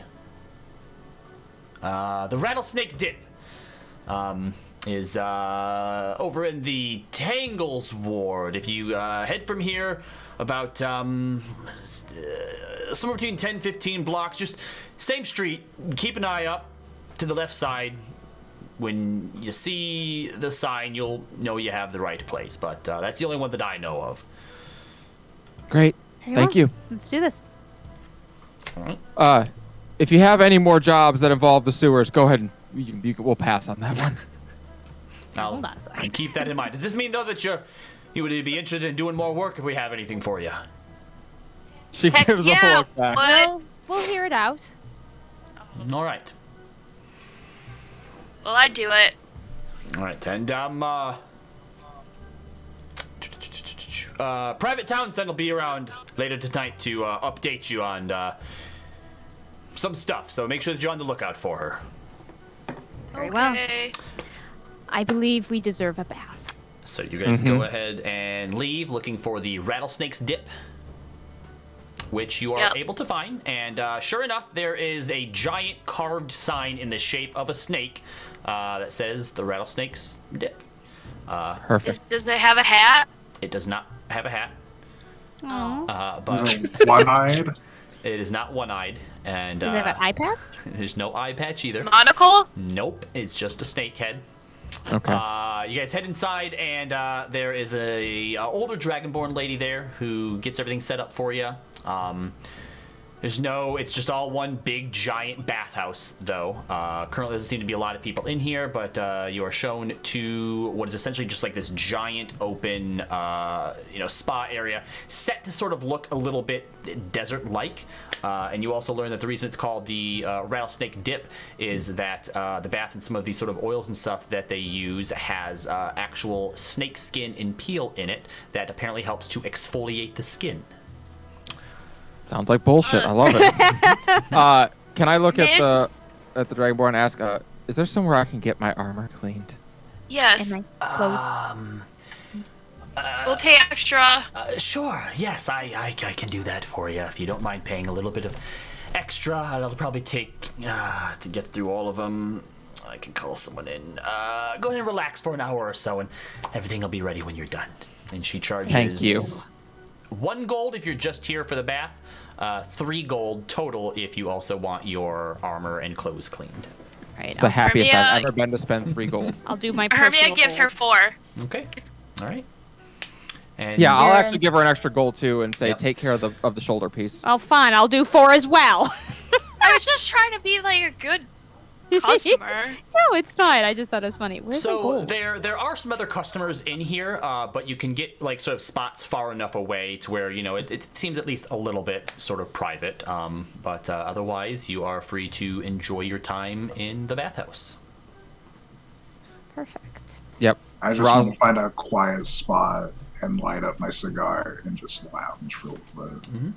Rosalind undresses and gets into the bath and is scrubbing furiously. Do you? Hermia's gonna cast invisibility on herself because she don't want to be looked at. Okay. Thank no you, problem. Reflux. No problem. So you guys can tell like where Hermia is sitting, and you can, because of like the water and stuff, you can see like Outline. a vaguely Hermia shape. But yes, yep. And Roz, as you sort of scrub it off, you all do notice that there is a sort of yellow orangish tint to the water around her. And you constantly have to kind of like dunk under the water and move away, otherwise it just kind of continues to still stick to you. Almost like even just the remnants of it has a bit of a sentience to it. Oh. You? I will also undress, but I will not cast invisibility. I will just go with. Do you require assistance, Rosalind? She glances over and says, "No, I've got it. Thank you." Okay, so couple Leaf, do you things. just stand outside the water? Me? Leaf. Oh, Leaf. Sorry. Yeah, Leaf is just standing at like where the where the group is, just motionless, just standing, facing straight up. Kieran's standing next to Leaf, and he's like plugging his nose. He's like, "Oh, that's just bad." As I'm prestidigitating myself. Fair enough, Oh. and that works just fine. Oh God. All right. So, couple questions for some people, if y'all don't mind. Just some things that have, I don't know, recently been rattling around in my mind of things I'd like to ask. If that's okay. Very well. I have nothing to hide. Great. Figuratively and literally. Wow. I don't have shame. It's raised in communes. We're all mostly adults here. Fair enough. All right. So I'll tell you what. My dad taught me this. This is a game called What the Fuck Is Up With That? I see. And the way it works is I ask a question to someone, they answer it, and then they get to ask someone else a question, and we all go around asking what the fuck is up with that. Wait, I see. wait. Is your dad an idiot? She stops and thinks about that for a longer moment than you would expect. My mom would say so, but she loves him anyway. I don't know. He's unique. Very unique and short. Anyway, if you don't mind, I'm gonna go first. She looks to Leaf. Hey, you turned into a bear. What the fuck is up with that?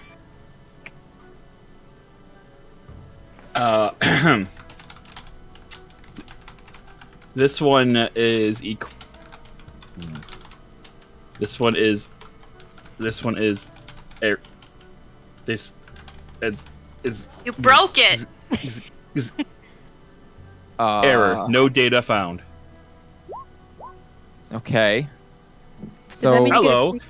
This one is called R-66Y, also known as the lichen entropolic amplifier of fauna and flora, also known as leaf. How may I be of assistance? oh, You literally broke him. all I asked is about turning into a bear. Hey, did you know you can turn into a bear? Yes. Oh. Okay. Let's. All right, your turn to ask a question, Leaf. Query. What question is this one supposed to be asking? Something you're curious about, one of us. Leaf tilts his head down for a moment and looks over at Kieran. Query. Why was your form that of a golden dragonborn when we fought the alchemist? Ahem. What the fuck is up with that? Rosalind gives a thumbs up. Goodness. That was that was good, Leaf. Good job. Well, it's just a spell that I could do, and I thought it would kind of help, but it didn't really help. So, you know. You can change your appearance on command. Well, like only twice a day. That's really it. Twice a day. Impressive, though. I can't even do it once a day. Oh, likewise. All right, Kieran, your turn.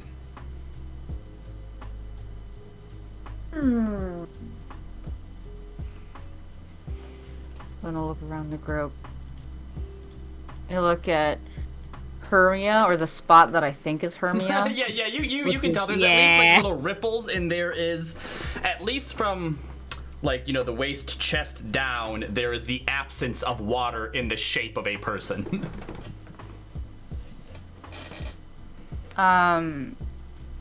So actually, clarification: when Hermia talks to the sword, is it out loud or is it in her Yes. head? It's out loud. It's out loud. Mhm. Okay. So you,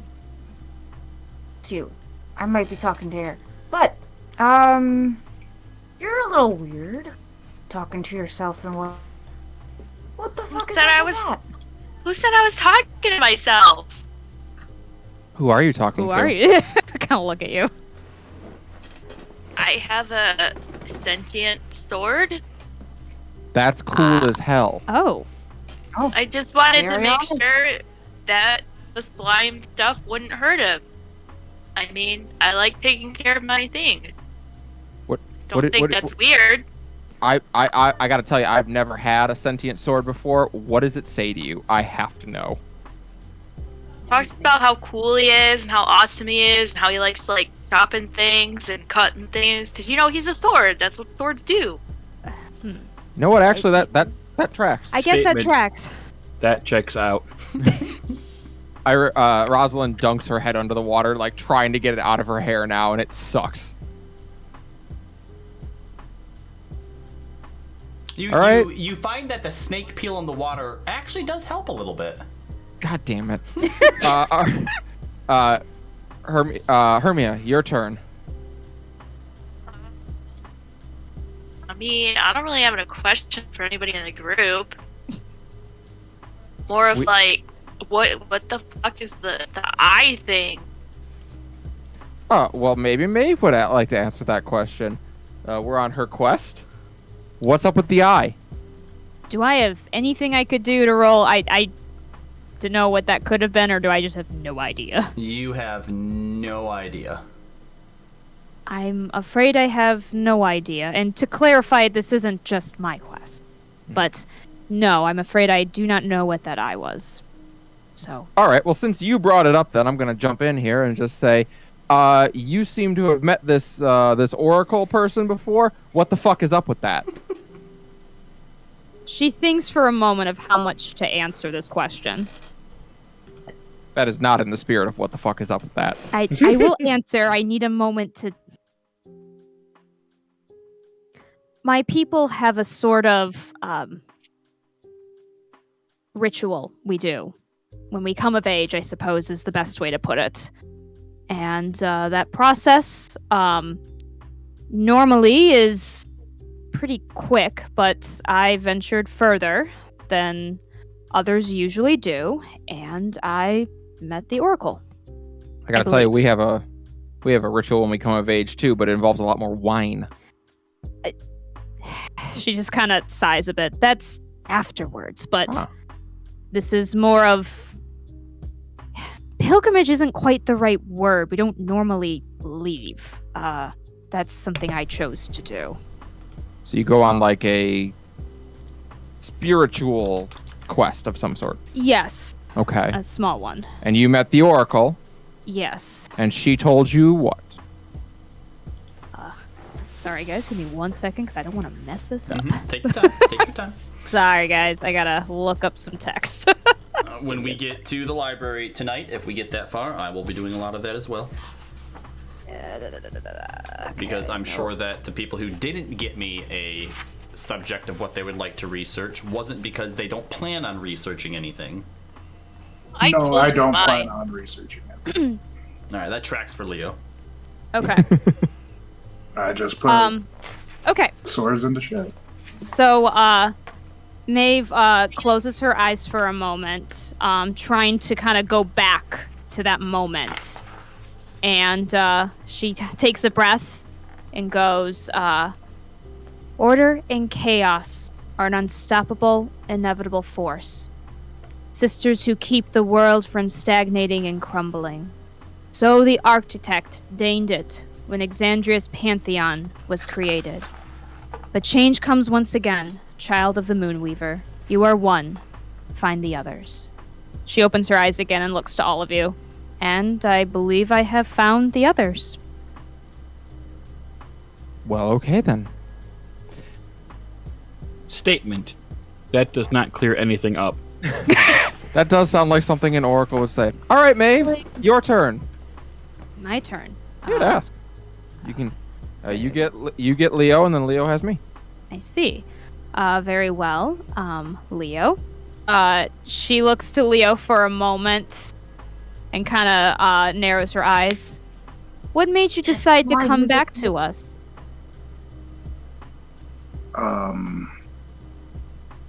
Well, I had to stay at the Flounder Pounder. I don't want What's-Her-Face to come knocking at my door. You remind me of my Uncle Guy. Can I incite that, DM? What Leo said? Yes. Sure.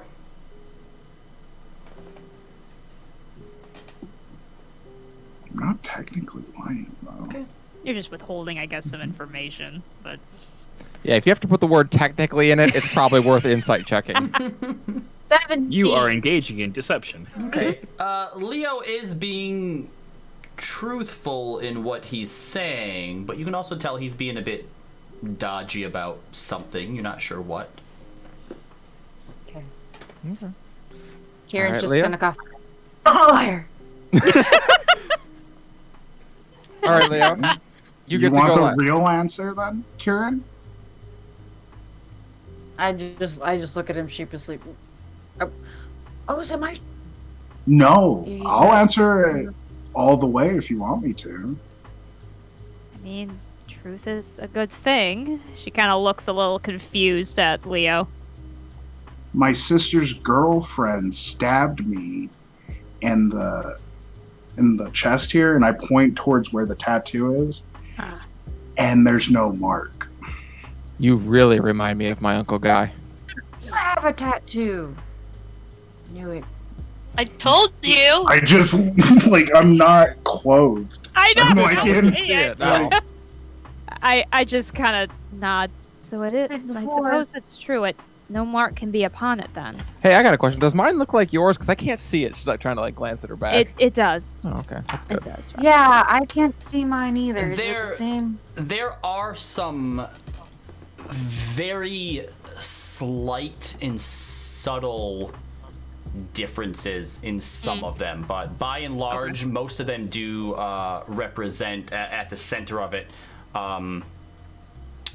7 sort of winding spokes converging in on each other. They're similar in design, but some differences I see. I try to describe like what Rosalind's looks like and Kieran's looks like to help them out. She looks at you appreciatively. All right, Leo, you're last. What do you want to know? As you do that, Yeah. Maeve, looking Yes. at, let's say, Rosalind's. Okay.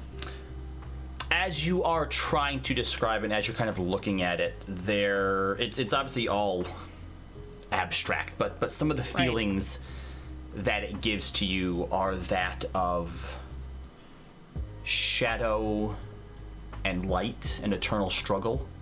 Okay. And these are more feelings than they are anything you see in it. It's hard to describe these opposing forces like luck and misfortune. Okay. She kind of just mutters a little under her breath, kind of as if like almost a little entranced.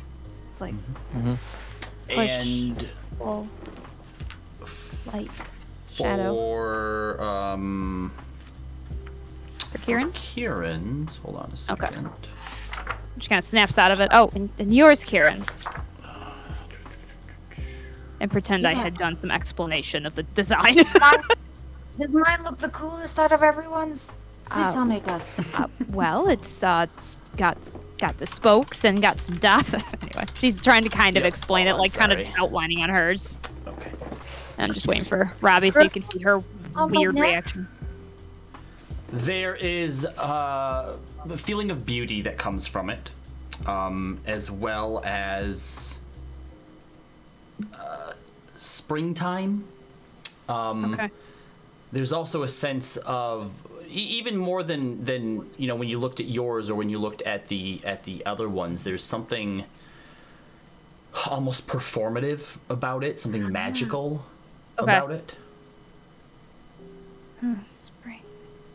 So mine's pretty cool, huh? Yes. It's more. And Kieran and Rosalind, as the two of you kind of close your eyes, you can and try to like picture what you think it looks like in your head. Yeah. You do see it in your mind's eye. Oh. Interesting. All right. And Kieran, Well, like you hear Rosalind in your head. Interesting. Oh! And you hear Kieran in your head. Whoa! Oh, sorry. My bad. I do that sometimes. All right, Leo, you're last. What do you want to know? Before I get to you, Rosalind, Maeve, I need my cut of money before we leave here so I can make sure Triv doesn't fucking gut me Who? tonight. Rosalind sits up straight. I'm sorry, what? What was that name? Triv, she's my sister's girlfriend. She's my aunt. Well, she's a hard ass. Yeah, that's Aunt Triv. Rosalind, didn't you believe you knew someone else here and it's not who you thought it was? I just don't want you to be disappointed. Yeah, all right. I did. Sorry, I thought I knew. I do. I need to be clear. In my world, there is a Jeff who owns the Flounder Pounder there too, and he looks the same. I feel like I'm going insane. That's what they all say. But There's a Jeff in the Fey Wild too who looks exactly like that. wait, what is your Triv's last name? Fortune I Finder. don't actually. Fortune Finder. That is the last name of your Triv as well, Leo. You want to go on a trip with me? If I get to meet Triv, yeah, I do. Well, it depends. On 'Cause now, Robbie, is my Triv, like, is she a human? like the other Trev? She is. You've only Okay. ever known her as a human, but the way that your sister and Triv met, this was when you were off doing other stuff in Shady Creek. Your sister actually had came across her when she was a goblin and she was dying, and took her back to your childhood home, where your parents, one of which was practiced in the druidic arts, was able to help her by casting a reincarnate spell on her when she had passed, and she came back as a human. And I they've relay been together ever since. Yeah, I'll relay that to her. Yeah, so that's very similar, Rosalind. You Yeah. know that Aunt Triv used to be a goblin, died after coming back from the Hells when her friend Promi tried to give a mercy to her by smothering her in her sleep. And then they used a reincarnate spell to bring her back. No, she'll explain a bit. She leaves out the smothering, but she explains most of that story. This can't be a coincidence. Really quick, Maeve, as for when you focus in on yours, you get a strong sense of the Moonweaver specifically, and all of what's tied to her. You see snowfall in it. There's illusion and misdirection. There's a strong feeling of love that comes from it. Yeah. She a goddess of love. Mostly trysts of love, actually. That's a goddess I can get behind. Anyway. Sorry. Okay. So that's a lot. I think I went, technically. Well, you asked for your part of the money. I have to do math. Yeah, I guess we can call that mine. Great. All right. Well, thanks for playing, everybody. Yeah. Okay. You have 2,750 total. This game was most enjoyable. All right. 458 gold to you. Oh, shit. Leo, when we That's leave gonna here, love me. can I follow you when we leave here? I want to meet this person. Yeah, we can drop off some gold to Trev. Trev does love gold. But when we do that, let me walk in first and introduce you as her niece. No, don't, No? please. Just Because let technically, me see if if you you're recognize her niece, I'm your uncle. Oh. Eh. I mean, I have okay. Just Well, cross-dimensional uncle. It's weird. yeah, I get it. definitely don't have an Uncle Leo back home. I've got an Uncle Guy and an Uncle Levix. And you've compared me to Guy a lot. There are similarities, especially when I was younger. Not as much recently. Alright. Okay. So everyone enjoys the rest of their time in the bath. Rosalind, you mostly get yourself pretty clean, but every once in a while there's still that moment where like you feel like is that some stickiness or just Or maybe just the okay. sweat. I don't know. Yeah, who knows? I don't know. Right. Your armor and everything is cleaned and returned to you. It's a decent job. It's better than it would have been if you had to clean it yourself. Rosalind does take the shoulder piece over to the bath and just like finish cleaning it to make sure it's cleaned off. Yep. And the snake peel helps. There we go. Fucking snake peel. So Leo and Rosalind, at the very least, are heading back down or heading up to the Mudtop Ward. What does everybody else want to do? We'll say by this time, it's probably getting to be later into the evening. 7, 8 o'clock probably. Oh, okay. Well, I'm gonna get some food then. So did everybody else just want to head back to the Flounder Pounder?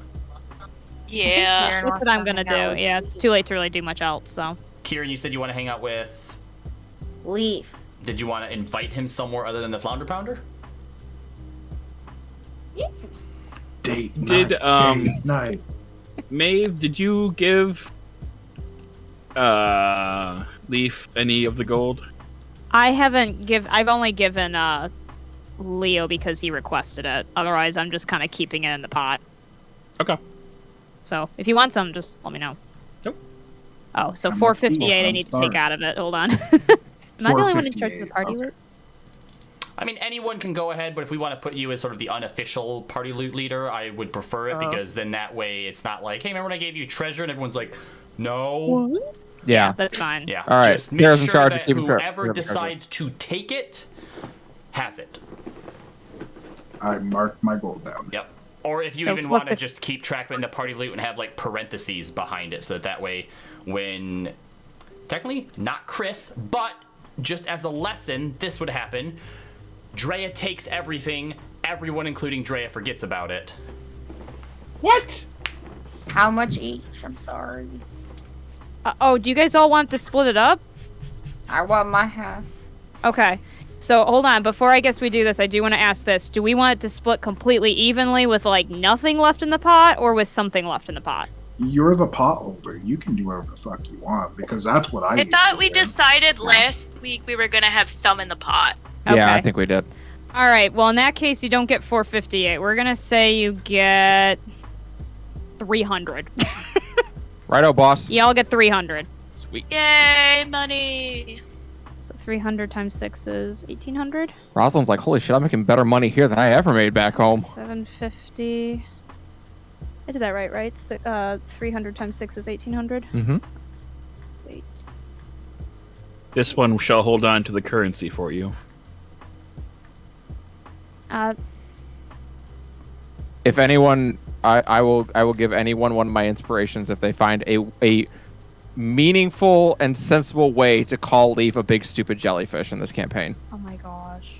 Big stupid jellyfish? Just Yeah. get him to Massive turn head into a jellyfish. He's a druid. You Does he big, know what a stupid jellyfish jellyfish. is? He has not seen a jellyfish before. Not yet. Not yet. Okay, so there's I'm not 950 holding left in your the pot, ankles so you can. which isn't a ton, but that's fine. All right. So Maeve and Hermie are heading back to the Flounder Pounder. Yeah. Rosalind and Leo are going to the Mudtop Ward. Leaf and Kieran, where are you going? Leaf! Yes.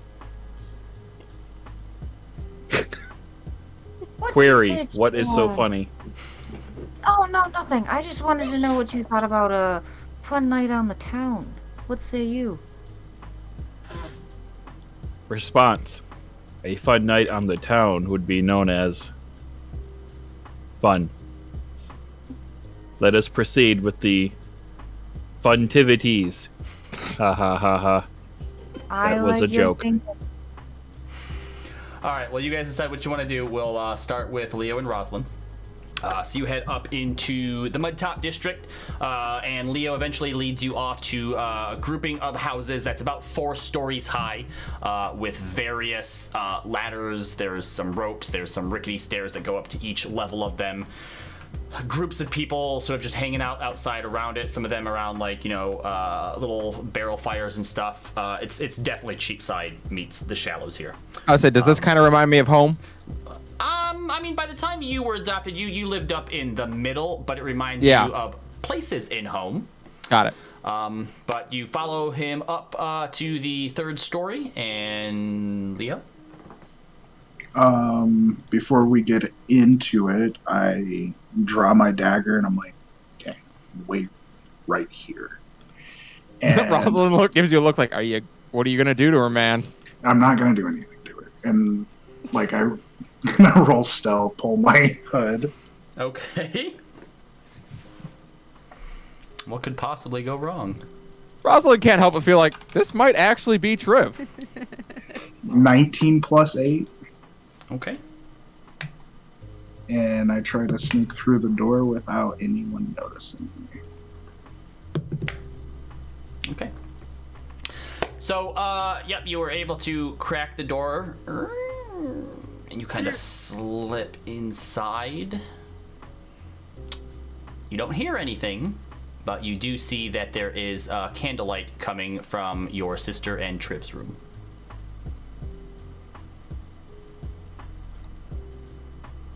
I'm gonna sneak into their room. Okay. You rude. sneak in and sitting near one of the windows, reading a book with a candle that's about 3/4 of the way burned, you see your sister. I just get excited and go, hell! And I run over and hug her. Platinum fucking dragon, Leo. Hi, you don't have to sneak in like that. You can just say, hi, I'm here as you open the door. But your girlfriend fucking pulls this shit all the time. She's not my girlfriend. You guys are a cute couple. What do you want? You're home a little earlier than usual. Not that I'm not happy to see you. And she gives you a hug. I hug her. Do you want to move? What? Do you want to move to somewhere better? Why do you ask? I pull out the 300 gold I got earlier and I plop it into her hand. She stares at it dumbfounded for a moment. Do you want to get out of this hellhole? Who did you kill for this? I actually didn't kill anybody. And She before narrows you, her eyes. I actually saved people. I don't believe you. 1 second, and I run out and I grab Rosalind by the hand and I run back with her. Hi, who's this? This is a cross-dimensional lady that I met yesterday. Rosalind glances over. Blink twice You're if you're not in wrong. trouble. She blinks a lot more than twice. But he's not wrong about that. I guess I did come here yesterday, from a different place. But All right, like, well, my name is Halesna, so thank you for the introduction, Leo. You are? Hello. Hello, Lesna. My name is Rosalind. All right, and apparently you're supposed to prove to me somehow that my brother didn't kill someone to get this money. Oh, no, he didn't. He ventured into the sewers and we did a job for the who? The Platinum what's? The Crown's Guard. The Crown's Guard. For the Crown's Guard. All right, see, now I know you're lying. Leo, working for law enforcement? Yeah. Well, sorry. Maybe I can clear it up. He got mistaken for a potential murderer and kind of had to do the job. Okay, see, why didn't you just tell me that? That sounds a lot more believable. But I still look like an asshole. That's because you are an asshole. Rosalind just nods sagely. All right, well, Why do Rosalind, it's a pleasure to meet you. Are you staying for dinner? And yes, Leo, I think that we can probably find a new place to live with this. Sorry. I'm here to meet someone You hear that I something might know. shattering downstairs, followed by yelling in languages you don't understand by children and adults. She glances down at the floor like, We cannot move soon enough. And she goes and tucks the money into a drawer. okay, sorry, so I was told there's someone here that I might know, and as you might be able to guess, I'm in drastically short supply of people I know, so... Yeah, Triv might be Rosalind's aunt. Yeah, that. Well, I don't see the family resemblance. Neither do I. I'm adopted, just to be clear. Okay, and do you come from the Dunrock Mountains of the Sevalier Wood? No. I come from a probably city not, called then. Vano. Yeah, I know, but here's the thing. My aunt's name is Triv Fortune Finder, and she used to be a goblin, and now she's a human. Yeah, okay, that sounds like Triv. Yeah. Yeah, that's what I thought. And then he said she was kind of a hard ass who likes gold. So I'm like, well, that's definitely yeah, my that aunt Triv. sounds like Triv, yeah. Yeah. So we thought maybe an introduction, at least. Okay, well, she's out on a job for the Adrian Guild for the night. She probably won't be back for a day or two, I'm afraid. Oh, okay. Well, it's probably fine. I don't think I'm going home in a day or two. I don't quite know how I got here, and I certainly don't know how I'm supposed to leave, so... All right, well, you're... I mean, we don't have much... Well, you know what? We're about to have a lot more room, so you're welcome to stay with us if you'd like to. She opens up her... If you need a place. She opens up her sack of 300 gold pieces as well. It's like, I can pay rent. Yeah, you are more than welcome to stay with us. You can take Leo's bed until we get our own place. Hey, I just paid rent for the next 3 months. You don't know that that's going to cover 3 months at our new place. And if you can continue to work with law enforcement to make more money like this, we can have a really nice place. And if you don't want people to think you're an asshole, you can start by allowing guests to sleep in your bed. She kind of smiles.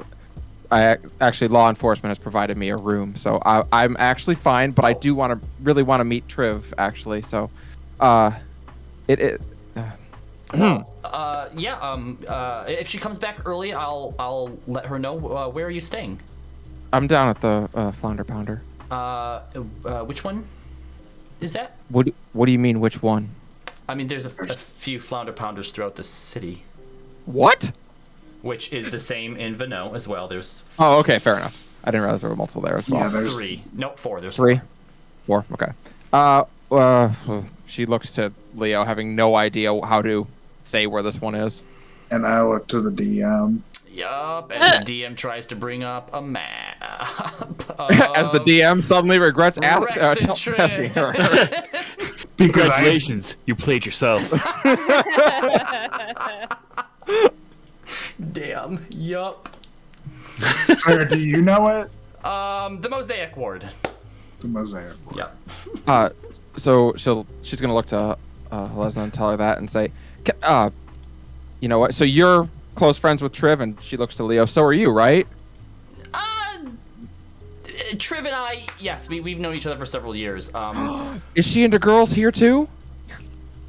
I just nod my head. It's like, yes, she's a muff eater. Oh my god. And it's because of that her and Leo often bump heads. I got it. Okay, I well, actually, love her, though. maybe this will help.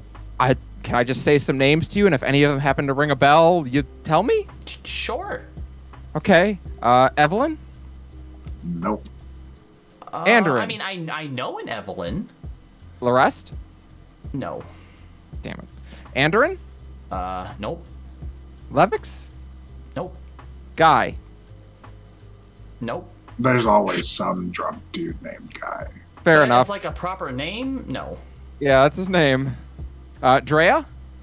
Nope. Dez? Mm-mm. Sin? Mm. She kind of looks down. Ari? No, sorry. No, it's fine. I didn't really think that you would. Okay. Well, it's my family, so. Oh, weird. Okay. Well, nevertheless, it's still the best lead I've had since I got here, so. Hold on to a And good thought. You can continue to hang out with Helesna and Leo for a while if you'd like to. Maeve and Hermia, you two were just heading back to the Flounder Pounder. Was there anything else that you wanted to do? Talk about? I'd like to hang out and eat some food and stuff, and I'll invite Hermia to join me if she wishes. Do you wish to, Hermia? I'm hungry. All right, so the two of you head back to the Flounder Pounder and get yourself something to eat. I take a pouch and I go, I think this needs a little bit more salt. I have a special pouch that gives me spices. And I put some more... I do! I know, I love it. You guys, Salt isn't a spice, it's a mineral. You find yourself sort of a little corner booth, and sitting in between the two of you, right at the corner, is Luster, who just dead stares at both of your plates, unmoving. You can just see his eyes just over the top of the table, just staring at the food the whole time. He's too small to put on the table right now. Unsettling a little bit. I will feed him in a moment. Just licking his lips every so often. Oh god. Luster, be good. You'll be eating soon. Oh, it's like Luna. More like Odin. Yeah. Well, Odin would just take the food. He would just. Yeah. Sorry. Once you rebuff her a few times, she lays down and just puts her head on her hands and just. Yeah. Every once in a while, as you two are talking.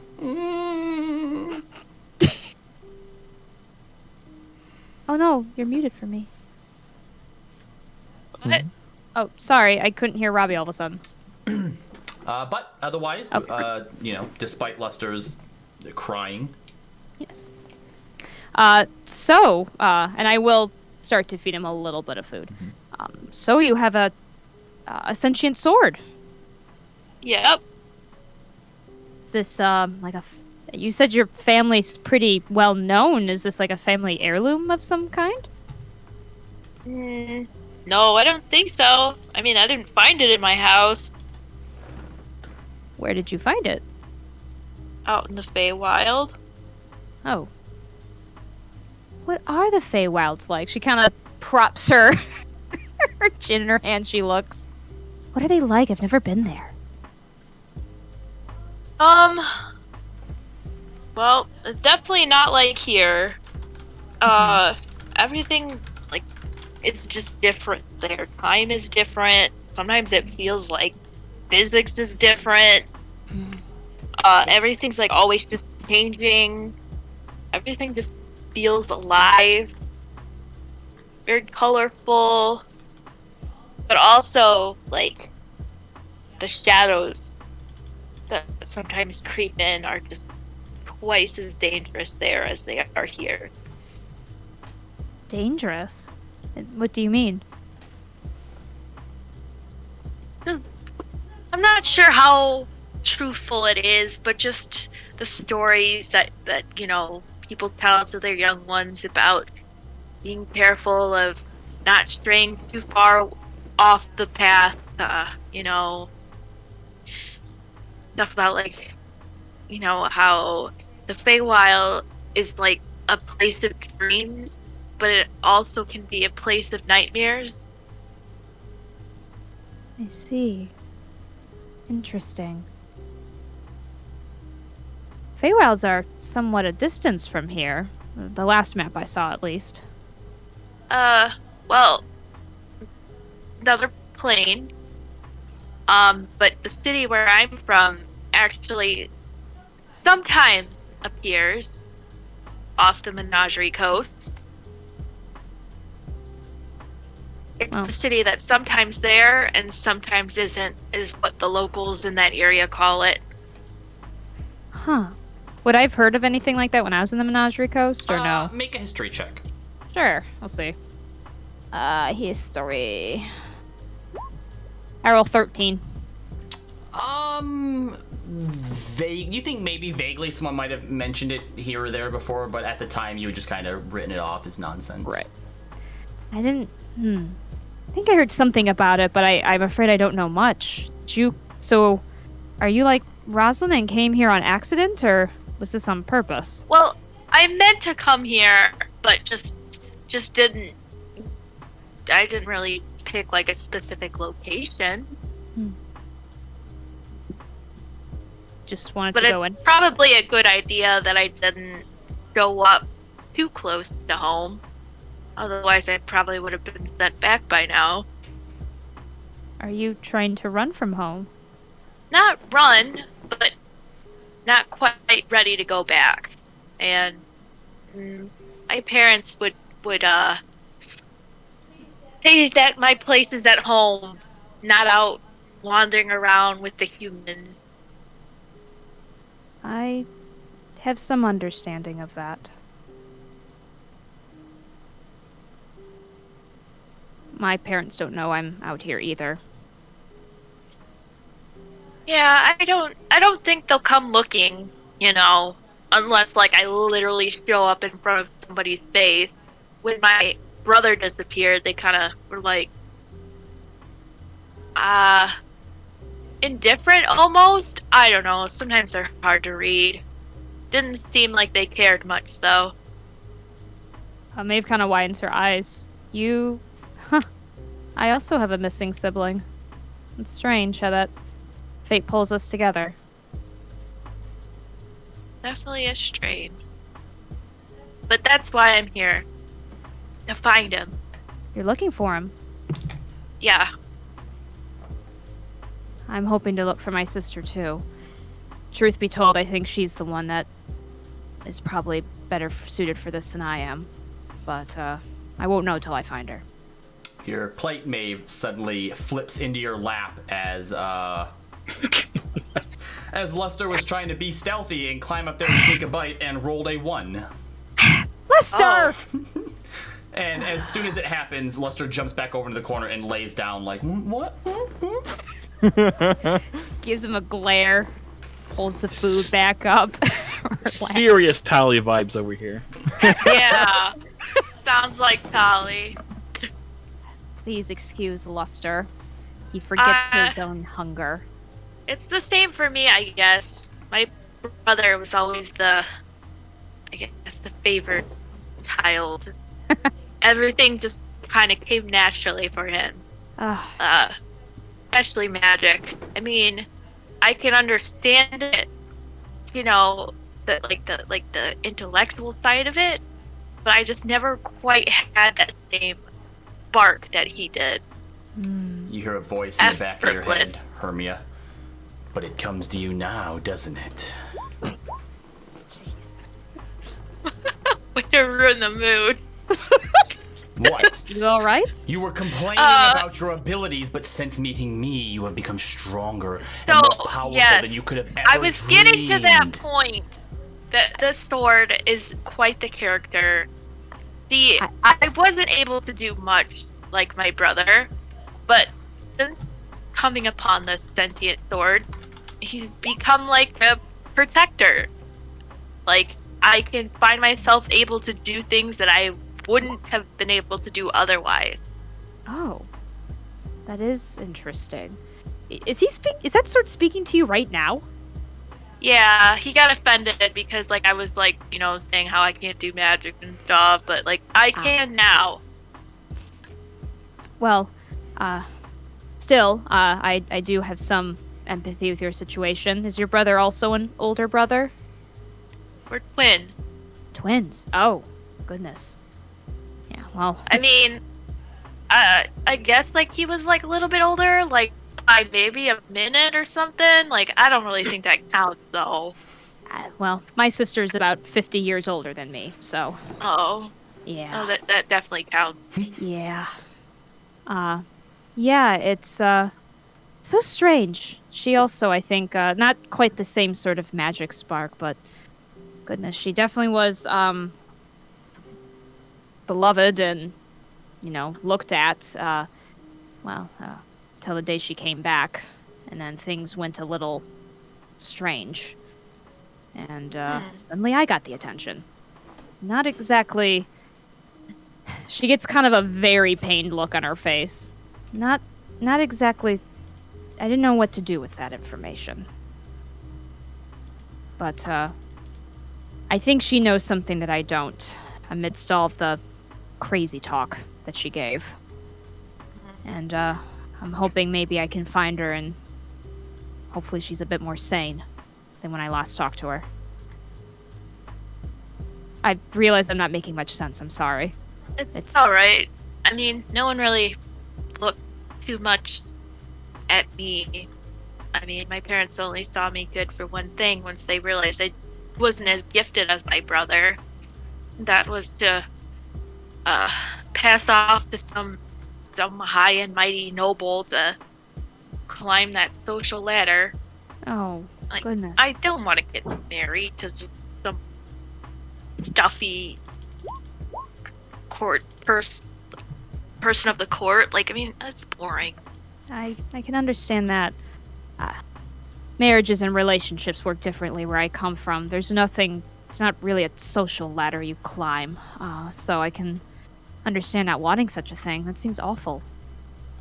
Yeah, it kind of motivated me to go looking for my brother. I mean, of course, I was going to look for him either way, but that was just kind of the final push. I don't want to be around for that. Of course. Well, think of it this way. We'll, we are the two younger siblings, and we're going to prove them all wrong. Maybe. She kind of chuckles a hope little bit at that. We'll see. I think there is more to you than whatever spark you're missing and that sword. Like, What did she when just say you were about looking, me? she thinks that you're cool. Yeah, she Did I better. offend the sword? He's touchy. I am the powerful black blade of the Fey Wild, and I will not be disrespected. We'll show her next time. Next time you will get the killing blow and not just let the monsters walk off like that. I mean, they lurp like down a hole. Okay, the point They didn't is you necessarily didn't kill walk. them and you said that you would. Okay. Are you? But sorry, he's very vocal when he's upset. I'm not upset. Uh-huh. I But get I held wanted back to by some ask- trifle emotions. I wanted to ask, like, you were able to look at everyone's tattoo and not just like see it, but like, I don't know how to describe it, but like you were saying things like beyond like imagery. She When gets I a look at mine, I don't. Do I get any sense of like Would you like feeling? to take a look at your tattoo? Yeah. I mean, I glanced at it, but yeah, I guess I'll like really look at it. So, as you take a look at it, the curves and the lines of it seem to mix and entwine for a moment. You start to feel cold, distant, almost like each of these markings are a thread of someone, somewhere, someplace. And you get this feeling of being very, very small in the grand scheme of the world. Like you're not sure where your fate lies, but that maybe one of these threads could lead you there. And then when you blink, you kind of like lose that for a moment and you come back to reality. Are you alright? Yeah, just doing what you did, just trying to see like if I can see beyond like just the line work of it. Oh, yes, it was a strange experience. Mine's very clear to me. I know what this is. Other ones were strange. The only thing that I could glean from is, as you may not be able to tell, I'm an Eladrin. Mhm. My, where I'm from, when you are born, like, when you are first born into the world, like, you haven't found your season yet, but when you come of age, you would become the embodiment of, like, you know, your season, like who you are. Mm. Mine was summer, to everybody's surprise. Mm.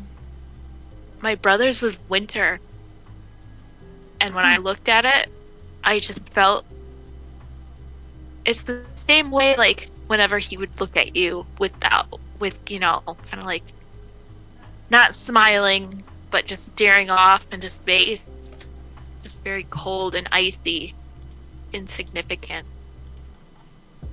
See. Do you want me to take a look?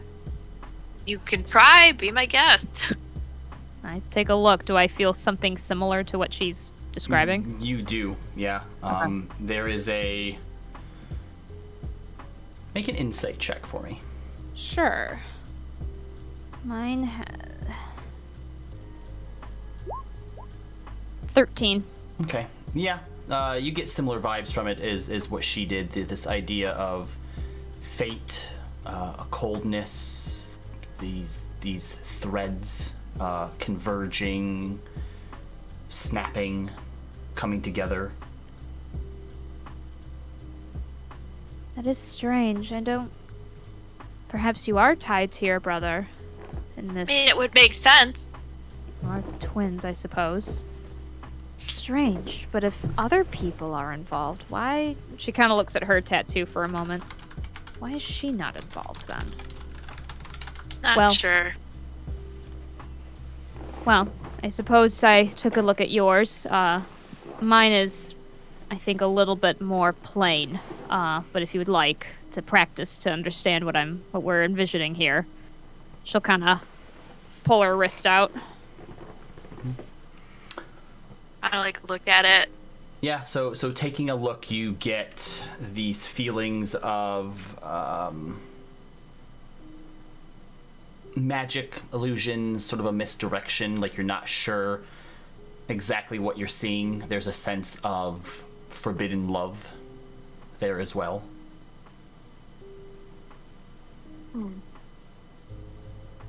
And as the two of you continue to talk and bond over the similarities between the two of you, Leaf and Kieran, Look at us be sisters. what sort of funtivities are on the list for tonight?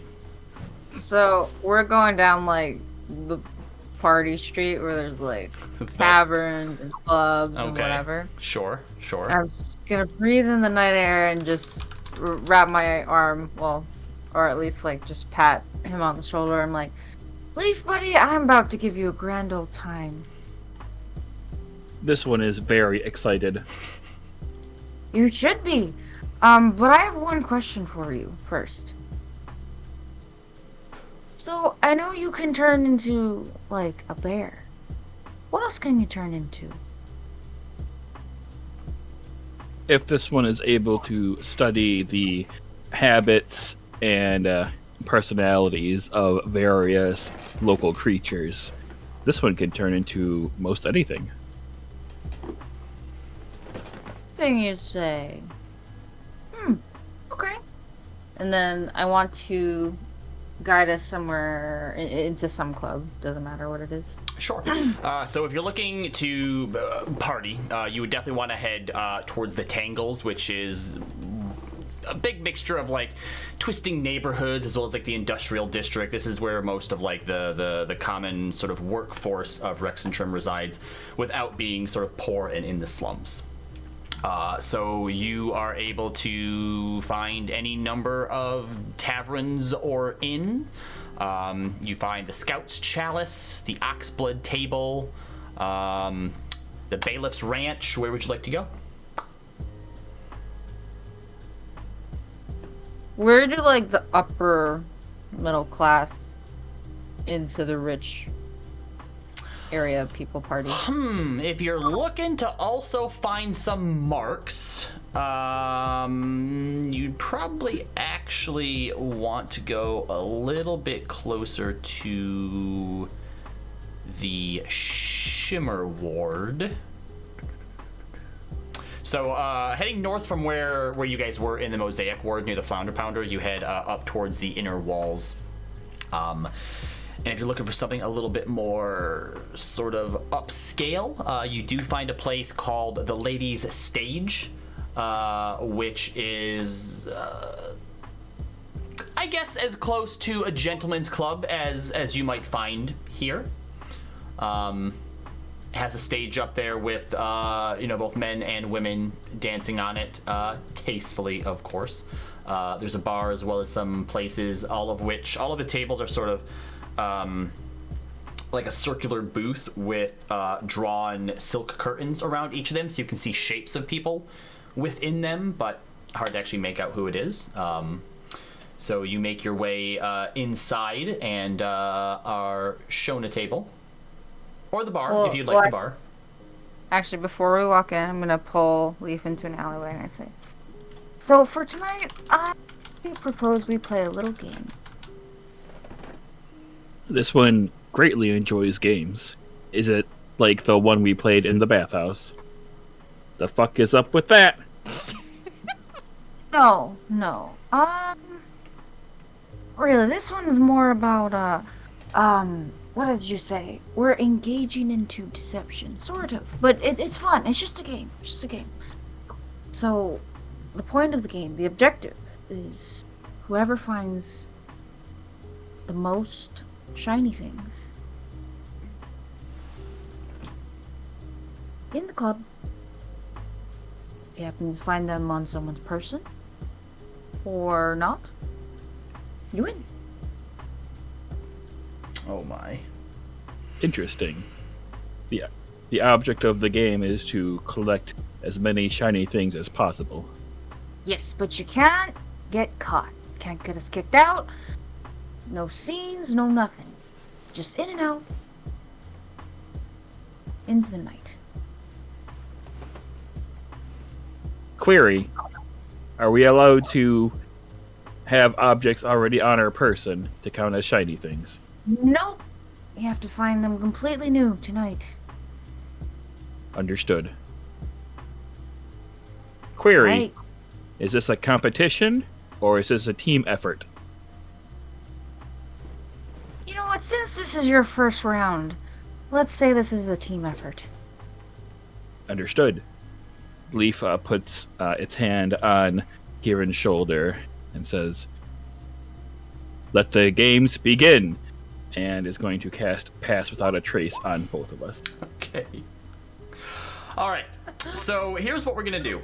As the two of you enter the ladies' stage, you're going to stay in there for as long as you think you need to try and get what it is that you're getting, so long as you don't get caught. So here's what I'm going to ask you. We'll start with Kieran, since this is your game. What skill are you going to attempt to employ within the ladies' stage? Keep in mind that as you currently are, you may stick out a bit in this particular establishment. I'm going to turn into some elegant fancy lady. Okay. Sparkly dress and all with a fur coat. Mm-hmm. If that gives you some sort of advantage. It won't or give you something. disadvantage. And then tell me Cool. what skill you would like to employ. The two of you are easily enough able to get in, dressed and looking as you are. You tell them that Leaf is your robot butler, and they allow him in as well, or protector, whatever it is. I think I will use deception. Okay. Go ahead and make a deception check with advantage.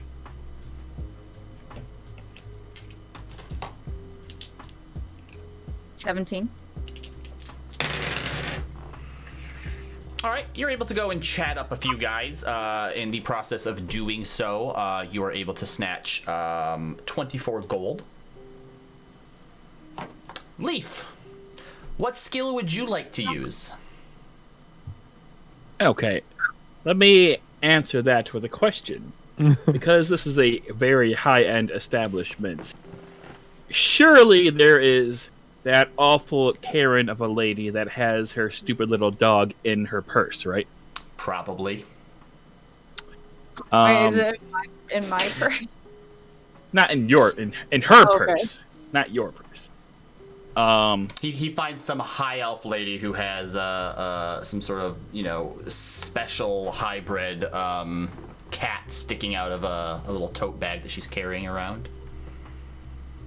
I'm going to cast Speak with Animals to attempt to talk to the cats and have it attempt to pilfer things for me. Okay. First, I would like you to roll a stealth check to see if the lady notices this automaton speaking with her cat. Okay, no problem. I don't have enough drugs to believe this myself. So Work. Well, throw. That's a plus 10, so 23. You're lucky you got that pass without a trace on.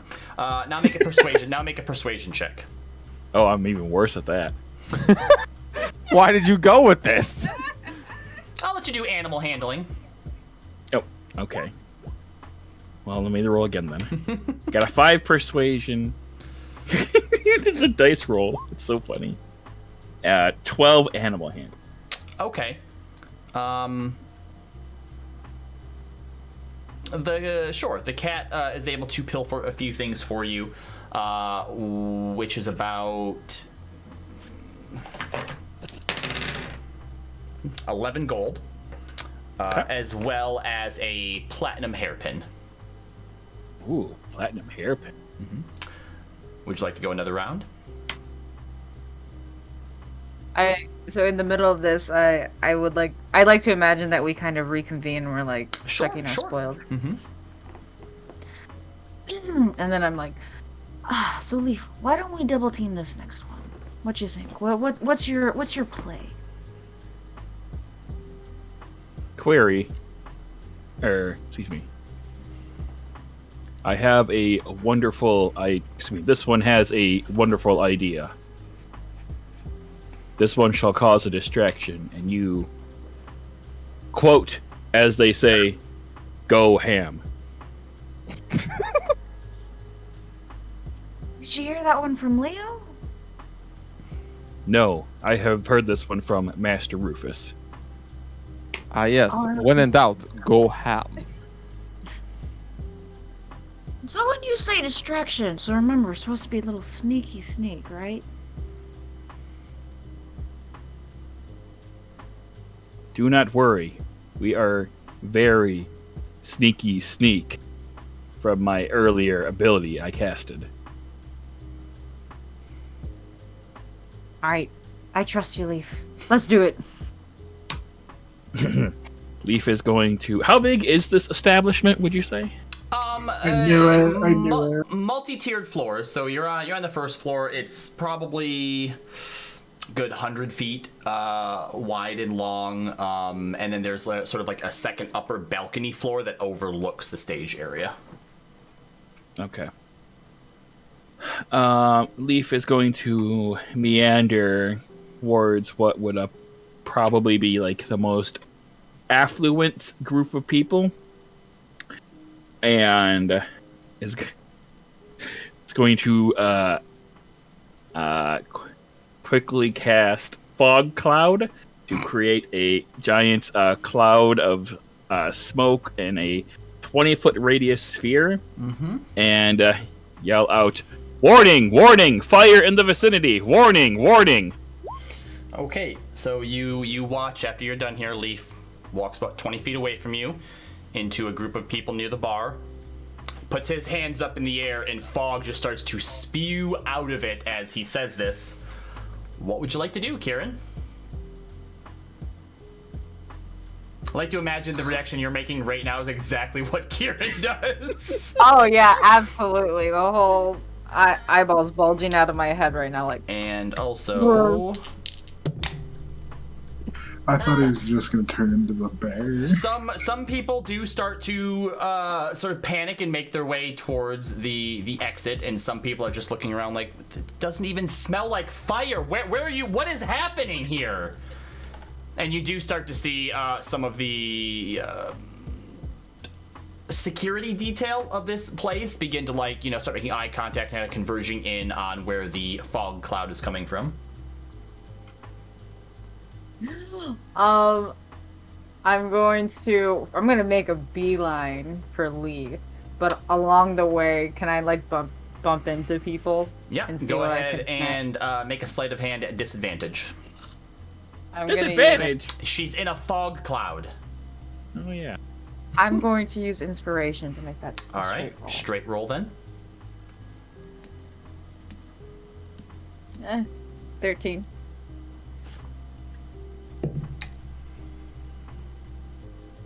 Okay. As you kind of go through and you start trying to bump and trying to take a few, someone's like, what are you doing? And turns around, and everyone that you sort of try to grab at just sort of smacks your hand away, and you quickly realize, Sorry. you know what, this probably isn't the best idea, and you see Leaf in the center here, his hands up, still spewing out fog. Oh my god. So I'm going to run up to him. You now hear security coming closer, like, who is it? Who's casting that? Can you see who's at the center of this? Okay, I'm going to smack Leaf. I'm like, turn into a mouse, turn into something small, hurry, hurry, hurry. And then whatever he turns into, I'm gonna try to shove him into my fur coat and then just run straight for the door. What do you turn into, Leaf? I'm going to turn into a metallic version of that prissy cat I saw earlier. Sure. Yep. And you're able to quickly stuff him into your fur coat and head out. Make one more stealth check for me. Patch Letter Trace is still up. Whee! 20.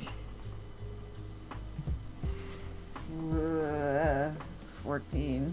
You are Is able that to with plus 10? That's plus that. You are actually able to make it out with no one seeming to pick you out in particular. You head outside where probably about half of the establishment now is gathered. People already talking back and forth, wondering what's happening, and rumors starting to gossip is happening and all that as you kind of quickly make your way away from the ladies' stage.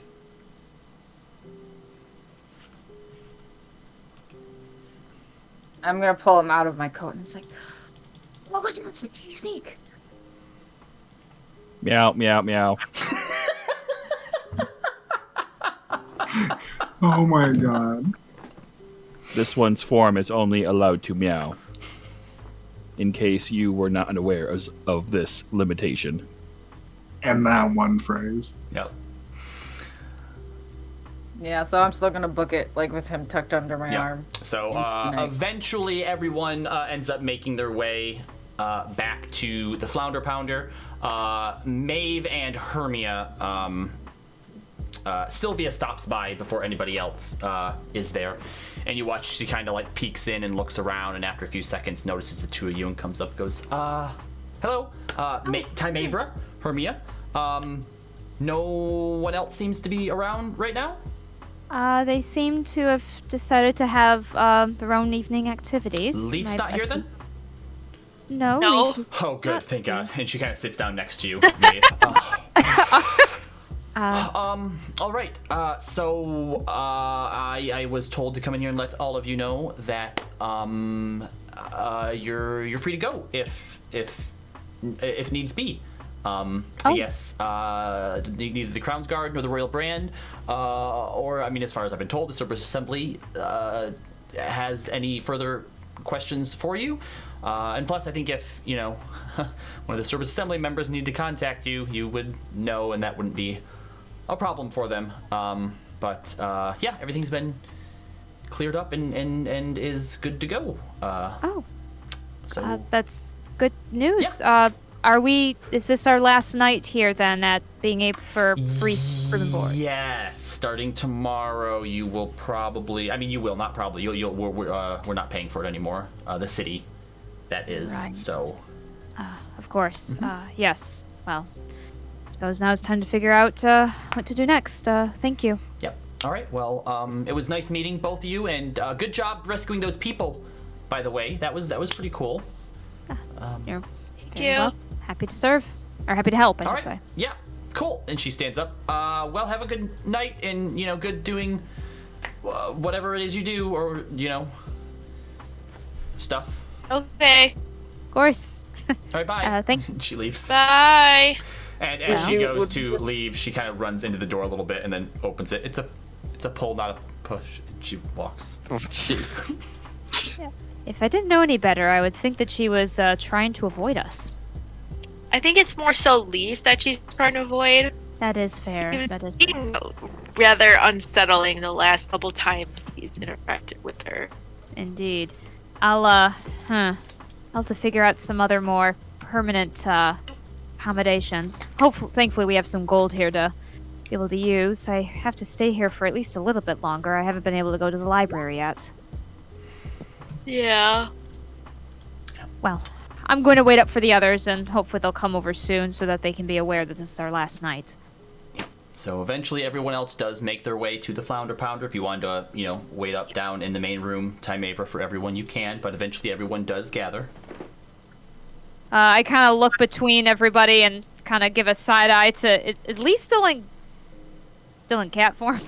I'm petting him like a villain. Just like I have level 3, so I have 1 hour. So does it take an hour?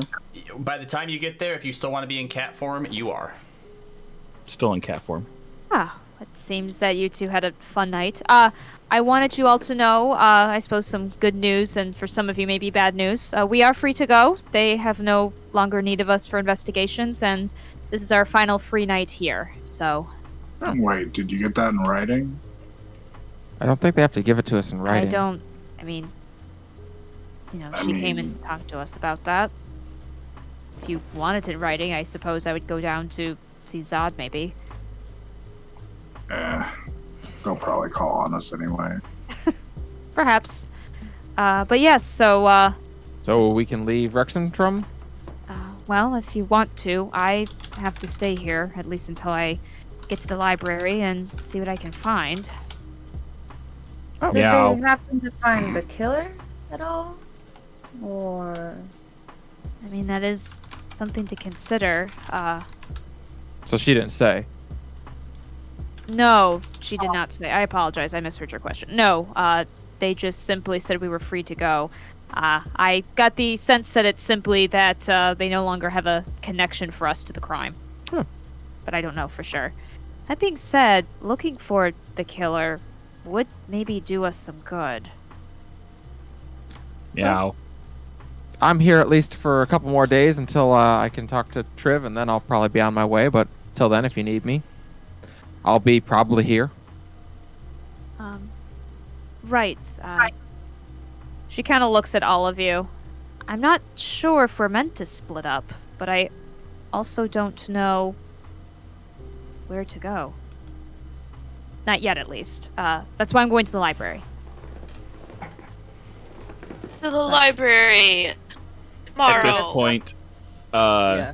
Leaf's wild shape ends, and suddenly Kieran is holding a full-size Leaf. Oh, well, I see that as... How do you do that? see you back, buddy. Hello! It is this one. I was in a cat form. You don't say. I noticed. I have just said it. You know what? That's fair. Okay. Well, like I say, at least for a couple more days, you got me. So if you need anything, just let me know. I think we're gonna do the library tomorrow, right? That's the plan. It's my plan. Library. Okay. Interjection. What? We are bound by the oracle of Mother Maeve. Remember It's just not our my- tattoos. She's Yeah. The Oracle is for everyone. She's not. It's not just me. Sure. Listen. That's all great. I love it. I don't know about that. I've got a tattoo. I get that. That's weird. I fell through a portal. That was also weird. But yeah, I can't be staying here for any whatever that is. I do have to get home. Do you have a way to get home? I do not. Oh, I thought you had discovered a way. No. That is Logic not what I did. Logic would dictate that it would be better to travel with a group of people you are familiar with I to agree. discover very- the way home. And you know, Rosalind, if I may, I mean, we kind of did good back there, and that was quite a bit of money that we earned. And with that kind of money, gets your resources, spells, connections that could help you get home, right? Kieran has a good point. Loath as I am to say it. Just kidding. Yeah. I suppose that's true. All right. As long as I'm making progress towards getting home, I guess I'll stick with you all. Good. Well, if that's settled, I am going to the library tomorrow in hopes of finding a direction. And, of course, all of you are welcome to join. More eyes are better than one. Certainly, I am not the best researcher around. Very well. Unfortunately, this one does not have eyes. I'm gonna lean towards Leo, still in my lady form. Like, how about you, big boy? You gonna stay with us? Rosalind looks over at Leo. Yeah, Leo, how about it?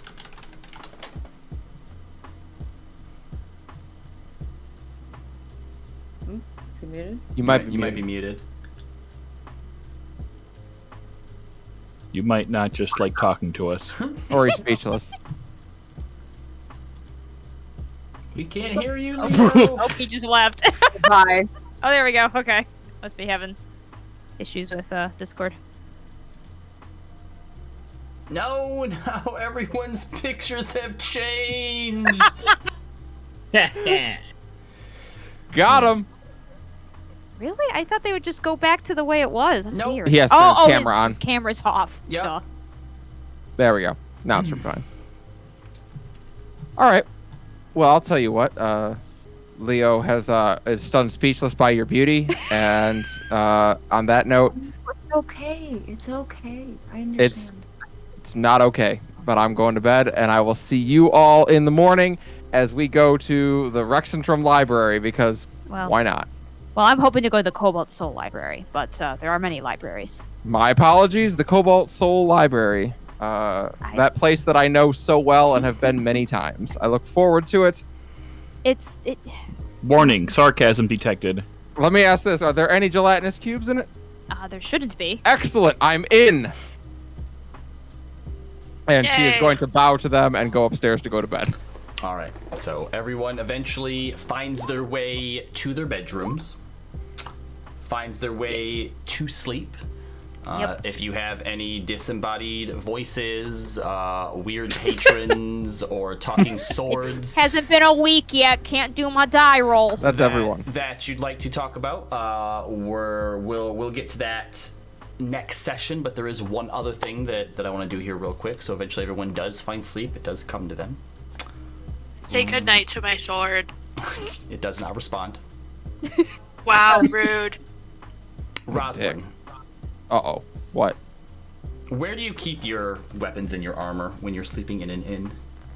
I'm assuming, and they would probably, well, my sword and shield are probably over, on the next to the bed, against the wall. Normally, her dagger would also be on the side table, but since she's gotten here, she has it, it's in its sheath, but she has been holding it while she sleeps because she's kind of nervous in this new world. Okay, So. fair enough. Sleep finds you, and then about halfway through the night, something awakens you, some sort of magical thing going off in your head, which you know to be your dagger alerting you of something. Make a perception. I believe Make a perception. Oh, God. check. I believe specifically it's something that means me imminent harm if I recall correctly. Perception? Ugh. All right, we'll spend an inspo for that. Wait, dagger of warning? Can you hear 18. me now? Yes, we hear you now. Fuck you, Blue Yeti. 18. Okay, 18. You hear the window, despite being on the second floor, unlocking and creaking open. Oh. And what do I see?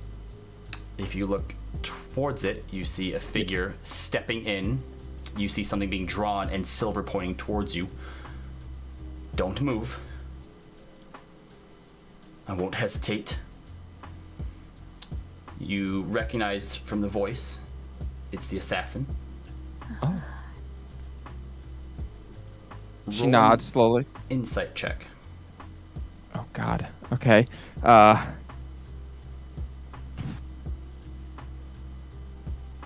Oh, it was so close to being 14. 4. Okay. You're a little stunned right now for anything else to really sink in besides the fact that you recognize who it is, especially because Yeah. of the gun. They move towards you with the firearm aimed squarely at your chest. Mm-hmm. Comes All right right. up to you, putting a knee on the bed and pressing the gun against you. It's okay. Why is she? Why are you with her? In my dreams, why are you with her?